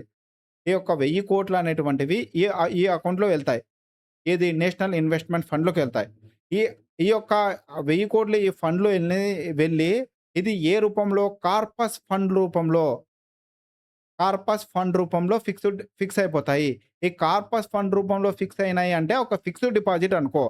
అంటే అప్పుడు ఈ యొక్క కార్పస్ ఫండ్‌ని ఎవరు యూజ్ చేసుకుంటారో అంటే SBI fund management, assistant management company, LIC mutual fund ఈ యొక్క కంపెనీస్ ఉన్నాయో ఇవి ఇవి ఈ యొక్క ఫండ్‌ని మేనేజ్ చేస్తాయి. అంటే ఈ యొక్క అమౌంట్‌ని ఈ యొక్క 1000,00,00,000 అవి తీసుకుంటాయి. ఎస్‌బీఐ ఫండ్ మేనేజ్‌మెంట్ ఒకటి. నెక్స్ట్ వచ్చేసి అసెట్ మేనేజ్‌మెంట్ కంపెనీ. మూడోదేసి ఎల్ఐసి మ్యూచువల్ ఫండ్ అనుకో. ఈ యొక్క ఫండ్‌ని మెయింటైన్ చేసేవి ఇవి. అంటే ఈ యొక్క అమౌంట్ 1000,00,00,000 అనేటువంటివి వీళ్ళ దగ్గరకి పోతది. వీళ్ళేం చేస్తారంటే ఇన్‌ఫ్రాస్ట్రక్చర్ ప్రాజెక్ట్‌లోనో ఎక్కడో ఒక చోట కార్పస్ ఫండ్ కింద తీసుకొని ఇన్వెస్ట్ చేసేస్తాయి. దానివల్ల వచ్చే అమౌంట్ అంటే 1000,00,00,000 మీద సంథింగ్ ఒక 100,00,00,000 ఇంట్రెస్ట్ గాని, ఏదన్నా బిజినెస్‌లో పెట్టిన అమౌంట్ వచ్చిందనుకో, ఏదన్నా బిజినెస్‌లో ఇన్వెస్ట్ చేస్తే ప్రాఫిట్ వస్తది. లేదంటే ఇక్కడన్నా వీళ్ళు ఎవరికన్నా ఇన్‌ఫ్రాస్ట్రక్చర్ ప్రాజెక్ట్ ఇస్తే ఇంట్రెస్ట్ వస్తది. ఈ 100,00,00,000 అనేటువంటిది గవర్నమెంట్‌కి ఇచ్చేవాళ్ళు. ఈ 100,00,00,000 అనేటువంటి గవర్నమెంట్ ఏం చేసేదంటే సోషల్ సెక్టార్ స్కీమ్స్‌కి ఉపయోగించడం గాని, ప్రోగ్రామ్స్‌కి ఉపయోగించడం గాని, ఫిస్కల్ డెఫిషిట్ ఏదన్నా ఉంటే దాంట్లో యూజ్ చేయడం గాని ఇలా చేసేది. అంటే 1000,00,00,000ని టచ్ చేసేవాళ్ళు కాదు. అది ఫిక్స్ అలానే ఉండేది డిజిన్వెస్ట్‌మెంట్ రూపంలో. దీని ద్వారా వచ్చినటువంటి ఇన్‌కమ్‌ని గాని, దీని ద్వారా వచ్చినటువంటి ప్రాఫిట్‌ని మాత్రమే యుటిలైజ్ చేసుకునేవారు. నేను చెప్పేదిక్కడ. ఇది. సరే 2005లో బాగానే ఉంది. దాని తర్వాత ఈ యొక్క అమౌంట్ అనేటువంటి వీళ్ళు ఏ విధంగా డిస్ట్రిబ్యూట్ చేశారంటే 75, 25%గా డివైడ్ చేశారు. 75% అనేటువంటిది ఎనీ సోషల్ సెక్టార్ స్కీమ్స్‌కి యూజ్ చేసుకోవచ్చు. ఫిజికల్ డెఫిషియట్స్‌కి యూజ్ చేసుకోవచ్చు. ప్రోగ్రామ్‌కి యూజ్ చేసుకోవచ్చు. బట్ 25% స్కీమ్ అంటే 100,00,00,000 వచ్చాయబ్బా! ప్రాఫిట్ గాని, లేదంటే ఇంట్రెస్ట్ రూపంలో గాని, 75,00,00,000 అనేటువంటిది ఏదన్నా ఏదో ఒక సెంట్రల్ సెక్టార్ స్కీమ్స్ గాని, ఏ దాంట్లో యుటిలైజ్ చేసుకోండి పర్లేదు. కానీ 25,00,00,000 మాత్రం ఖచ్చితంగా ఏ దానికి యూజ్ చేయాలి అంటే, థిక్ ఇండస్ట్రీస్ ఉంటాయి గదా! లా నెక్స్ట్ వచ్చేసి పబ్లిక్ సెక్టార్ ఇండస్ట్రీస్ ఉంటాయి గదా! అందులో ఫైనాన్స్ ఇవ్వడం గానీ, అవి మళ్ళా రీగ్రోత్ కావడానికి గానీ, రీకన్‌స్ట్రక్షన్ కావడానికి గానీ యుటిలైజ్ చేయాలి అన్నటువంటి ఒక టార్గెట్ పెట్టుకున్నారు. ఇవి మొత్తం నెక్స్ట్ వచ్చేసి 2013 వచ్చింది. 2013లో యూపీఏ గవర్నమెంట్ మేబీ పోయింది. తర్వాత ఎన్‌డీఏ గవర్నమెంట్ వచ్చింది. దాని తర్వాత ఈ యొక్క నేషనల్ ఇన్వెస్ట్‌మెంట్ ఫండ్ అనేటువంటి కాన్సెప్ట్‌లో కార్పస్ ఫండ్ ఇక్కడ సీఎఫ్ అన్నారు గదా! కార్పస్ ఫండ్ అనేటువంటిది తీసేసినారు. అంటే ఇప్పుడు 1000,00,00,000 అనేటువంటి ఏం కార్పస్ ఫండ్‌లో ఏం ఫిక్స్డ్ డిపాజిట్‌లో ఏం జేయంరా భయ్! 1000,00,00,000 తీసుకెళ్ళి మేము కావాల్సిన చోట్ల యుటిలైజ్ చేసుకుంటాము. అంటే ఇంకా ఎక్కడ మేము దాసిపెట్టేసి అవి తర్వాత యూజ్ చేసుకుంటాం అలా ఏముండదు. మాకు అవసరం లేదు అనేటువంటి ఉద్దేశ్యంతో ఈ యొక్క కార్పస్ ఫండ్ అనే కాన్సెప్ట్‌ని తీసేశారు. ఇది మరి నేషనల్ ఇన్వెస్ట్‌మెంట్ ఫండ్ ఉందా అంటే ఉంది. ఈ నేషనల్ ఇన్వెస్ట్‌మెంట్ ఫండ్ అంటే పబ్లిక్ అకౌంట్‌లో ఉంటుంది. పబ్లిక్ అకౌంట్‌గా పనిచేస్తుంది. అకౌంట్‌లో ఒక భాగంగా ఉంటుంది. అంటే పబ్లిక్ అకౌంట్‌లో ఒక భాగం అంటే నేను ఎందుకు చెప్తున్నా అంటే కన్సాలిడేటెడ్ ఫండ్‌లో ఉండొచ్చు కదా! అంటే కన్సాలిడేటెడ్ ఫండ్‌లో ఉండదు. ఒకవేళ కన్సాలిడేటెడ్ ఫండ్‌లో పెట్టినట్టయితే ఈ డిస్ఇన్వెస్ట్‌మెంట్ అమౌంట్ అనేది ఖచ్చితంగా పార్లమెంట్ అప్రూవల్ కావాలి. కాబట్టి కన్సాలిడేటెడ్ ఫండ్‌లో ఎట్టి పరిస్థితుల్లో పెట్టరు. కాబట్టి ఇది పబ్లిక్ అకౌంట్‌కు రిలేటెడ్‌గా ఉంటుంది. అంటే ఒక 1000,00,00,000 ఇప్పుడు 1000,00,00,000 వచ్చిందనుకో 2013లో ఆ 1000,00,00,000లను గవర్నమెంట్ డైరెక్ట్ తీసి వాడుకోవచ్చు. ఇంకా ఈ కార్పస్ ఫండ్‌లు, గీర్పస్ ఫండ్‌లు, ఇంట్రెస్ట్ అమౌంట్‌లు ఏముండదు. డైరెక్ట్ తీసుకోవడం, ఫిజికల్ డెఫిషియెంట్‌లో వాడుకోవడమా, ప్రోగ్రామ్స్‌కి వాడుకోవడమా, రీకన్‌స్ట్రక్షన్స్‌కి వాడుకోవడమా, తనకి ఇష్టం వచ్చిన చోట్ల వాడుకోవచ్చు. ఇది 2013 ప్రెజెంట్ కూడా ఇదే జరుగుతుంది. అర్థమైంది అనుకుంటాను. నేషనల్ ఇన్వెస్ట్‌మెంట్ ఫండ్ ఇది. ఈ ఈ విధంగా ఎస్‌బీఐ కంట్రోల్ చేసేది. తర్వాత అసెట్ మేనేజ్‌మెంట్ కంపెనీస్ కంట్రోల్ చేసేవి. తర్వాత ఎల్ఐసి మ్యూచువల్ ఫండ్ ఈ యొక్క ఫండ్‌ని కంట్రోల్ చేసేది. బట్ ఇప్పుడు ప్రెజెంట్ ఈ యొక్క కండిషన్ లేదు. గుర్తుపెట్టుకోండి. ఇప్పుడు ప్రెజెంట్ నెక్స్ట్ వచ్చేసి సరే ఇప్పుడు మనం ఒకటి చూద్దాము. 2000 2003, 2004, 2004 టు 2025, 2025 టు 2026 అనుకుందాం. 2000 అంటే కరెక్ట్ పర్ఫెక్ట్‌గా అని కాదు. 2022, 23, 24 2024లో అంటే ఎకనామిక్ ఇయర్‌లో ఎంత టార్గెట్ పెట్టుకున్నారంటే 51 క్రోర్ అనేటువంటి డిస్ఇన్వెస్ట్‌మెంట్ చెయ్యాలి టార్గెట్ పెట్టుకున్నారు. కానీ అచీవ్ అయింది ఎంత అంటే 16,500,00,00,000 అచీవ్ అయ్యారు. అంటే టార్గెట్ మాత్రం 51,000,00,00,000 డిస్ఇన్వెస్ట్‌మెంట్ ఈ సంవత్సరం అంటే మన వోళ్ళు చూడు టార్గెట్ పెట్టి మరీ డిస్ఇన్వెస్ట్‌మెంట్ చేసేస్తున్నారు. తర్వాత 2024, 25లో ఎంత చేశారంటే 50,000 క్రోర్స్ టార్గెట్ పెట్టారు. అచీవ్ అయింది ఎంత అచీవ్ అయ్యారంటే 33,000 క్రోర్స్ అచీవ్ అయ్యారు. డబుల్ అయ్యారు కదరా బాబు! తర్వాత ఇక్కడ ఏందంటే 47,000,00,00,000 టార్గెట్ పెట్టుకున్నారు. ఇంకా డేటా అనేది ఇంకా రాలేదు. వస్తది. ఎంత అచీవ్ అయినారా అనేటువంటిది. అంటే మనకు చూసారా ఇక్కడ ఈ టార్గెట్ అనేది 51,000 పెట్టి 16,000,00,00,000 అచీవ్ అయ్యారు. 50,000 క్రోర్స్ పెట్టి 33,000 అచీవ్ అయ్యారు. అంటే ఇట్లా టార్గెట్‌లు పెట్టి డిజిన్వెస్ట్‌మెంట్‌లు చేస్తున్నారు ప్రెజెంటు. ఇది గుర్తుపెట్టుకోవాలా. అంటే ఈ యొక్క ఇది డేటా ఇంపార్టెంటా అంటే అంత ఇంపార్టెంట్ ఏం కాదు. జస్ట్ మీకు చెప్తున్నాను. ఇలా టార్గెట్ సెట్ చేసుకొని డిజిన్వెస్ట్‌మెంట్ చేస్తుంది గవర్నమెంటు. ఈ వచ్చిన అమౌంట్ ఇప్పుడు 33,000,00,00,000 వచ్చింది కదా! ఇది నేషనల్ ఇన్వెస్ట్‌మెంట్ ఫండ్‌లో వెళ్తుంది. నేషనల్ ఇన్వెస్ట్‌మెంట్ ఫండ్‌లో వెళ్ళినా సరే కార్పస్ రూపంలో వెళ్ళదు. కార్పస్‌లో ఫిక్స్డ్ డిపాజిట్ రూపంలో ఫిక్స్ చెయ్యరు. డైరెక్ట్ గవర్నమెంటే తీసుకొని ఎక్కడైనా యుటిలైజ్ చేసుకోవచ్చు. ఇదొక్కటి గుర్తుపెట్టుకోండి. ప్రెజెంట్‌గా మనకి విశాఖ ఉక్కు ఉంది గదా! ఆ విశాఖ ఉక్కును గూడా స్టీల్ ప్లాంట్ ప్రైవేటైజేషన్ చెయ్యాలి. స్ట్రాటజిక్ ప్రైవేటైజేషన్ అని చెప్పారు గదా! దేవునికి తెలియాలి. ఇప్పుడు చేస్తారా? చేయరా? అనేది ఎవరికీ తెలదు. ఓహ్! సరే ఫ్రెండ్స్ ఇక్కడికి మనకి ఇన్వెస్ట్‌మెంట్ మొత్తం అయిపోయింది. మనకు బ్యాలెన్స్ ఉంటే కమిటీస్ ఉన్నాయి. కొన్ని కమిటీస్ ఉన్నాయి. కృష్ణమూర్తి కమిటీ గాని, రంగరాజన్ కమిటీ గాని, రామకృష్ణ కమిటీ గాని, అవి యొక్క రికమెండేషన్ ఏంటి? దాని గురించి చెప్పాలా. అది మళ్ళీ ఇంకొక నెక్స్ట్ క్లాస్‌లో నేను చెప్తాను. దీని యొక్క కంటిన్యూషన్ చేస్తాను. ఇక్కడికే అయిపోయింది. ఒకసారి ఫైనల్ ఒకసారి చూసుకుందాం ఏమేమి చెప్పామో. దాని తర్వాత మనం ఈ క్లాస్‌ని సరేనా?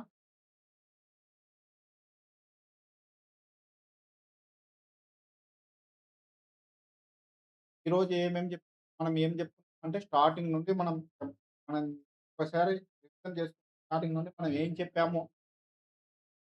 స్టార్టింగ్ నుండి మనం ఈరోజు ఏం చెప్పాము అనే రివిజన్ చేస్తే గనుక కొన్ని విషయాలు మనం చెప్పడం జరిగింది.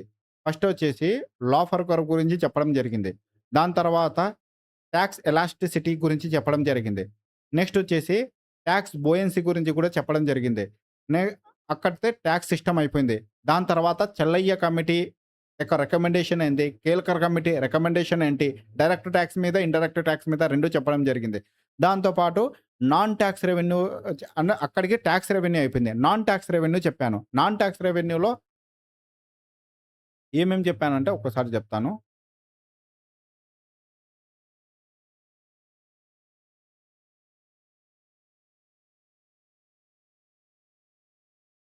సరే. ఓకే. నాన్ టాక్స్ రెవెన్యూ చెప్తున్నాను. నాన్ టాక్స్ రెవెన్యూలో ఇంట్రెస్ట్ పేమెంట్ జెప్పాను. తర్వాత డివిడెండ్ అండ్ ప్రాఫిట్స్ ఇవి గూడా నాన్ టాక్స్ రెవెన్యూ కిందకే పోతాయని చెప్పాను. గ్రాంట్ ఇన్ ఎయిడ్ గూడా జెప్పాను. ఫీ ఫీ జెప్పాను. నెక్స్ట్ వచ్చేసి లైసెన్స్ అండ్ పర్మిట్స్ గురించి చెప్పాను. తర్వాత స్పెషల్ అసెస్మెంట్ గురించి చెప్పాను. ఫైన్స్ అండ్ పెనాల్టీస్ తర్వాత next profit from printing currency and minting coins గురించి చెప్పాను. చెప్పాను గదా! చెప్పలేదా? చెప్పాను. తర్వాత యూనియన్ టెరిటరీస్ గురించి గూడా చెప్పాను. తర్వాత capital receipts, non capital receipts గురించి గూడా జెప్పాను. అంటే ఇది profit from printing currency and minting coins అంటే ఏందంటే ఏం లేదు. ఇప్పుడు మనము కరెన్సీ ఉంటుంది గదా! కరెన్సీని మనము సెంట్రల్ గవర్నమెంట్ ఉంటది గదా! ఇప్పుడు గవర్నమెంట్ ఉంది గదా! గవర్నమెంట్ అనేటువంటిది కరెన్సీని ప్రింట్ చేస్తది. దానికి రూ. 100 రూ. 10 నోట్‌కి రూ. 10 అయితదా అంటే కాదు. ఒక రూపాయో, రూ. 2 అయితది. మిగిలిన రూ. 8 అనేటువంటిది రూ. 8 అనేటువంటివి గవర్నమెంట్ అండ్ ఆర్‌బీఐ పంచుకుంటాయి. ఈ యొక్క అమౌంట్ గవర్నమెంట్‌కి వెళ్ళిన అమౌంట్ వచ్చేసి నాన్ టాక్స్ రెవెన్యూ రిసిప్ట్‌లోకి వెళ్తాయి. అంతే. తర్వాత క్యాపిటల్ రిసిప్ట్స్ గురించి చెప్పాను. క్యాపిటల్ రిసిప్ట్స్‌లో ఏమేమి ఉన్నాయన్నాను. Depth creating sorry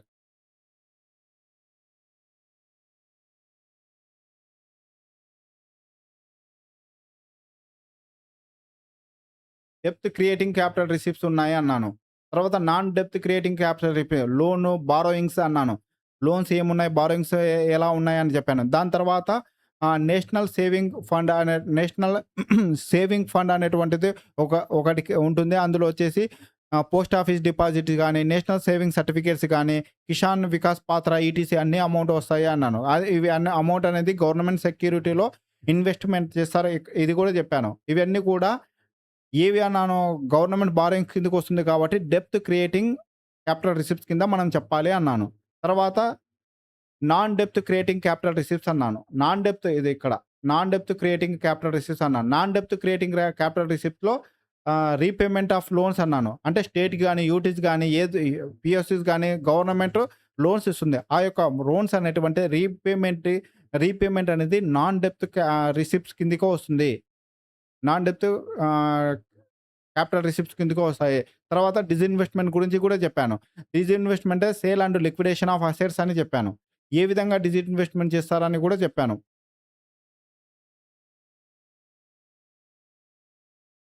disinvestment okay. అయిపోయింది. ఇక్కడ డిస్ఇన్వెస్ట్‌మెంట్ వర్క్ ఓకే. కంప్లీటెడ్. తర్వాత డిస్ఇన్వెస్ట్‌మెంట్ అనేటువంటిది ఇక్కడ ఉంది గదా! ఓకే. డన్. ఆబ్జెక్టివ్స్ గూడా జెప్పాను. ఎక్స్‌చెకర్ మీద ఏ విధంగా పడుతుంది. తర్వాత ఓనర్‌షిప్‌ని ఎంకరేజ్ చేయడము, స్ట్రాటజిక్ సెక్టర్ నుండి నాన్ స్ట్రాటజిక్ నుండి స్ట్రాటజిక్‌కి వెళ్ళడము అనేది చెప్పాను. స్ట్రాటజిక్ నుండి నెక్స్ట్ వచ్చేసి డిపార్ట్‌మెంట్ ఆఫ్ డిస్ఇన్వెస్ట్‌మెంట్ ఇది చెప్తాను. ఒక కమిటీ ఉంది. కమిటీలో స్ట్రాటజిక్ సెక్టార్, స్ట్రాటజిక్ సెక్టార్ అంటే ఏంటి అనేటువంటి రేపు క్లాస్‌లో చెప్తాను ఒకసారి. తర్వాత దీపం అనేటువంటిది 16లో చేశారు. దాని తర్వాత ఈ నోడల్ ఏజెన్సీగా పనిచేస్తుందని చెప్పాను. తర్వాత ఐపీఓస్ ఉంటాయి. ఐపీఓ రూపంలో లిస్టెడ్ కంపెనీస్, అన్‌లిస్టెడ్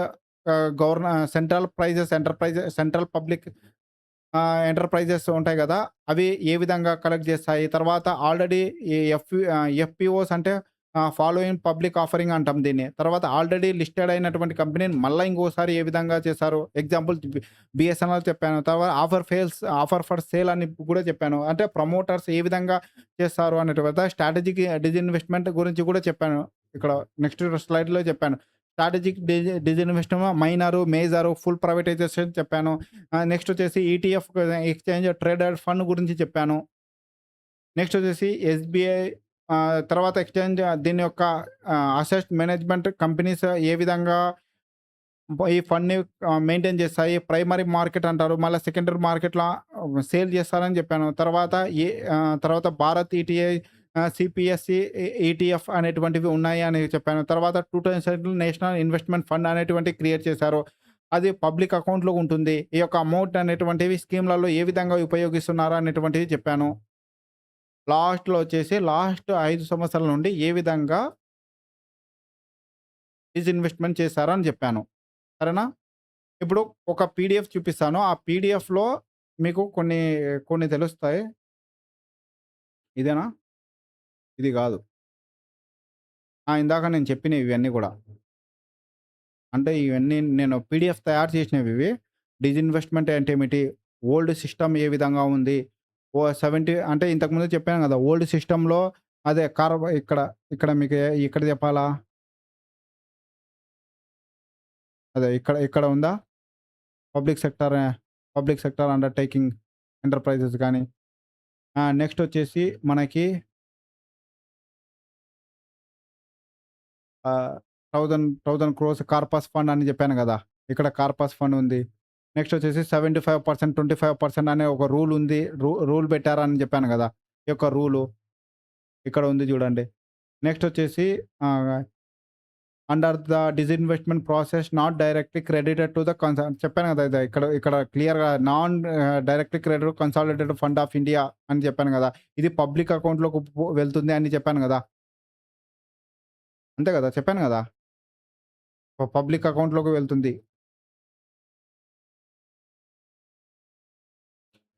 నెక్స్ట్ వచ్చేసి గవర్నమెంట్ గవర్నమెంట్ అనేటువంటిది ఎలా చేంజ్ చేస్తుంది ప్రెజెంట్ అనేటువంటిది చెప్పాను. ఇది గూడా చెప్పాను. సేమ్ డిఫరెంట్ ఓల్డ్ సిస్టమ్ ఏ విధంగా ఉంది? ప్రెజెంట్ ఏ విధంగా ఉంది? అన్నటువంటి కార్పస్ ఫండ్ అదే 75 అనే రూల్ అనేది ప్రెజెంట్ లేదు. రిమూవ్ చేశారు. కార్పస్ అనేటువంటి ఆహ్, నో ఎలాంటి కార్పస్ ఫండ్ అనేది ప్రెజెంట్ లేదు. అంటే ఆ ఫండ్‌ని ప్రొటెక్షన్ లేదు. పర్మనెంట్‌గా కార్పస్ ఫండే తీసేశారు. తర్వాత consolidated fund of India. Not directly credited to consolidated fund of India. Budgetary mechanism. Utilised through budgetary mechanism ద్వారా ప్రెజెంట్ యుటిలైజ్ చేస్తుంటారు అని చెప్పాను. ఓకే. ఇది చెప్పిందే నేను. Leave this. నెక్స్ట్ వచ్చేసి ఇది ఉంది. ఇక్కడ మనం చూడాలంటే మనము పబ్లిక్ సెక్టార్ ఎంటర్‌ప్రైజెస్ అన్నాం గదా! డిస్ఇన్వెస్ట్‌మెంట్ సమ్మరీ 2024 నుండి అంటే జస్ట్ చూడండి మీకే అర్థమైతుంది. ఏవేవి అంటే ఇక్కడ మనకు ఇయర్ ఉంది. 2005, 2015లో 2014, 2015లో డిస్ఇన్వెస్ట్‌మెంట్ రిసిప్ట్స్ ఏ విధంగా ఉన్నాయి? నెక్స్ట్ వచ్చేసి అంటే రిసిప్ట్స్ అంటే డిస్ఇన్వెస్ట్‌మెంట్ ఏ విధంగా వచ్చాయి? అంటే మేజర్ ఏ కంపెనీలకు డిస్ఇన్వెస్ట్‌మెంట్ చేయడం వల్ల ఈ అమౌంట్ వచ్చింది అనేటువంటిది ఇక్కడ చూడాలి. అర్థమైందా అనుకుంటాను. అంటే ఏ ఏ కంపెనీలకు డిస్ఇన్వెస్ట్‌మెంట్ చేయడం వల్ల ఈ అమౌంట్ వచ్చింది అనేది ఇక్కడ ఇంపార్టెంట్. ఇక్కడ మనకి ఓఎన్‌జీసీ, కోల్ ఇండియా, ఎన్‌హెచ్‌పిసి అంటే మీరు స్క్రీన్‌షాట్ తీసుకోండి ఇది. దీనివల్ల అంటే ఇది మళ్ళా చదువుకొని బట్టి కొట్టాలని గాదు. ఈ యొక్క కంపెనీలను డిస్ఇన్వెస్ట్‌మెంట్ చేయడం వల్ల 2015లో మేజర్‌గా అంటే ఇవేనా అంటే వేరే అంటే మేజర్‌గా ఇవి అంతే. మైనర్‌గా ఏమన్నా చేసుంటారేమో. ఈ కంపెనీలను డిస్ఇన్వెస్ట్‌మెంట్ చేయడం వల్ల 24,000,00,00,000 వాళ్ళకి డిస్ఇన్వెస్ట్‌మెంట్ రిసిప్ట్స్ వచ్చాయి. ఈ యొక్క కంపెనీలను డిస్ఇన్వెస్ట్‌మెంట్ చేయడం వల్ల 32,00,00,000 డిస్ఇన్వెస్ట్‌మెంట్ వచ్చాయి. ఈ కంపెనీలను డిస్ఇన్వెస్ట్‌మెంట్ చేయడం వల్ల ఆహ్, న మొ 46,00,00,000 అమౌంట్ వచ్చింది. అలా ఇవన్నీ గూడా మీరు చూసుకోండి సరిపోతాది. సరేనా? ఇది అయిపోయింది. దాని తర్వాత ఇదేముంది? ఇది ఓకే. ఇక్కడ మనకు ఇండియా మేజర్ 100% ఇండియా ఏ దాంట్లోకి డిస్ఇన్వెస్ట్‌మెంట్ చేసింది ఇప్పటివరకు అనుకుంటే, మనకు ఫస్ట్ 2000లో ఫస్ట్ కంపెనీ అంటే మోడ్రన్ ఫుడ్స్ అనేటువంటి ఒక ఎంటిటీ ఉంది. అది పబ్లిక్ సెక్టర్ ఎంటర్‌ప్రైజ్. దీన్ని 2000లో వచ్చేసి హిందుస్థాన్ యూనిలివర్‌కి ట్రాన్స్‌పోర్ట్ చేశారు. తర్వాత బిఏఎల్‌కో అనేటువంటి ఒకటుంది. దాన్ని గూడా 2001లో అమ్మేశారు. తర్వాత మనకు ఇది ఏం అవసరం లేదు. వీఎస్ఎన్ఎల్ తర్వాత ఎయిర్ ఇండియా అనేటువంటి టాటా గ్రూప్‌కి అమ్మడం జరిగింది. వీఎస్ఎన్ఎల్ అనేటువంటివి టాటా గ్రూప్‌కి అమ్మడం జరిగింది. ఇవన్నీ స్క్రీన్‌షాట్ తీసుకోండి. అంతే అంతకు మించి ఏం లేదు ఇందులో చెప్పాల్సిన అవసరం ఏం లేదు. ఇది ఫస్ట్ మేజర్ స్ట్రాటజిక్ సేల్ ఇది. తర్వాత ఇవన్నీ స్ట్రాటజిక్ సేల్ ఈ విధంగా ఉన్నాయి. మనకు మెయిన్ రీసెంట్‌గా మనకు ఎయిర్ ఇండియా అమ్మారు గదా! అది. లాస్ట్‌లో 2020లో గూడా ఏసారు గదా! నీలాచల్ ఇస్పత్ నిగమ్ లిమిటెడ్ అని. Okay friends. ఇక్కడికి మనకు డిస్ఇన్వెస్ట్‌మెంట్ అయిపోయింది. ఇప్పుడు రేపు కమిటీస్ ఒక్కటున్నాయి. కమిటీస్ ఒకటి చెప్తాను. సరేనా? థాంక్ యూ ఫర్ సపోర్టింగ్ సరే రేపటితో డిజిన్వెస్ట్‌మెంట్ మొత్తం అయిపోతుంది. కమిటీస్ జస్ట్ కొంచెం ఉంటుంది. అది చెప్పేస్తాను. ఓకే. Thank you friends.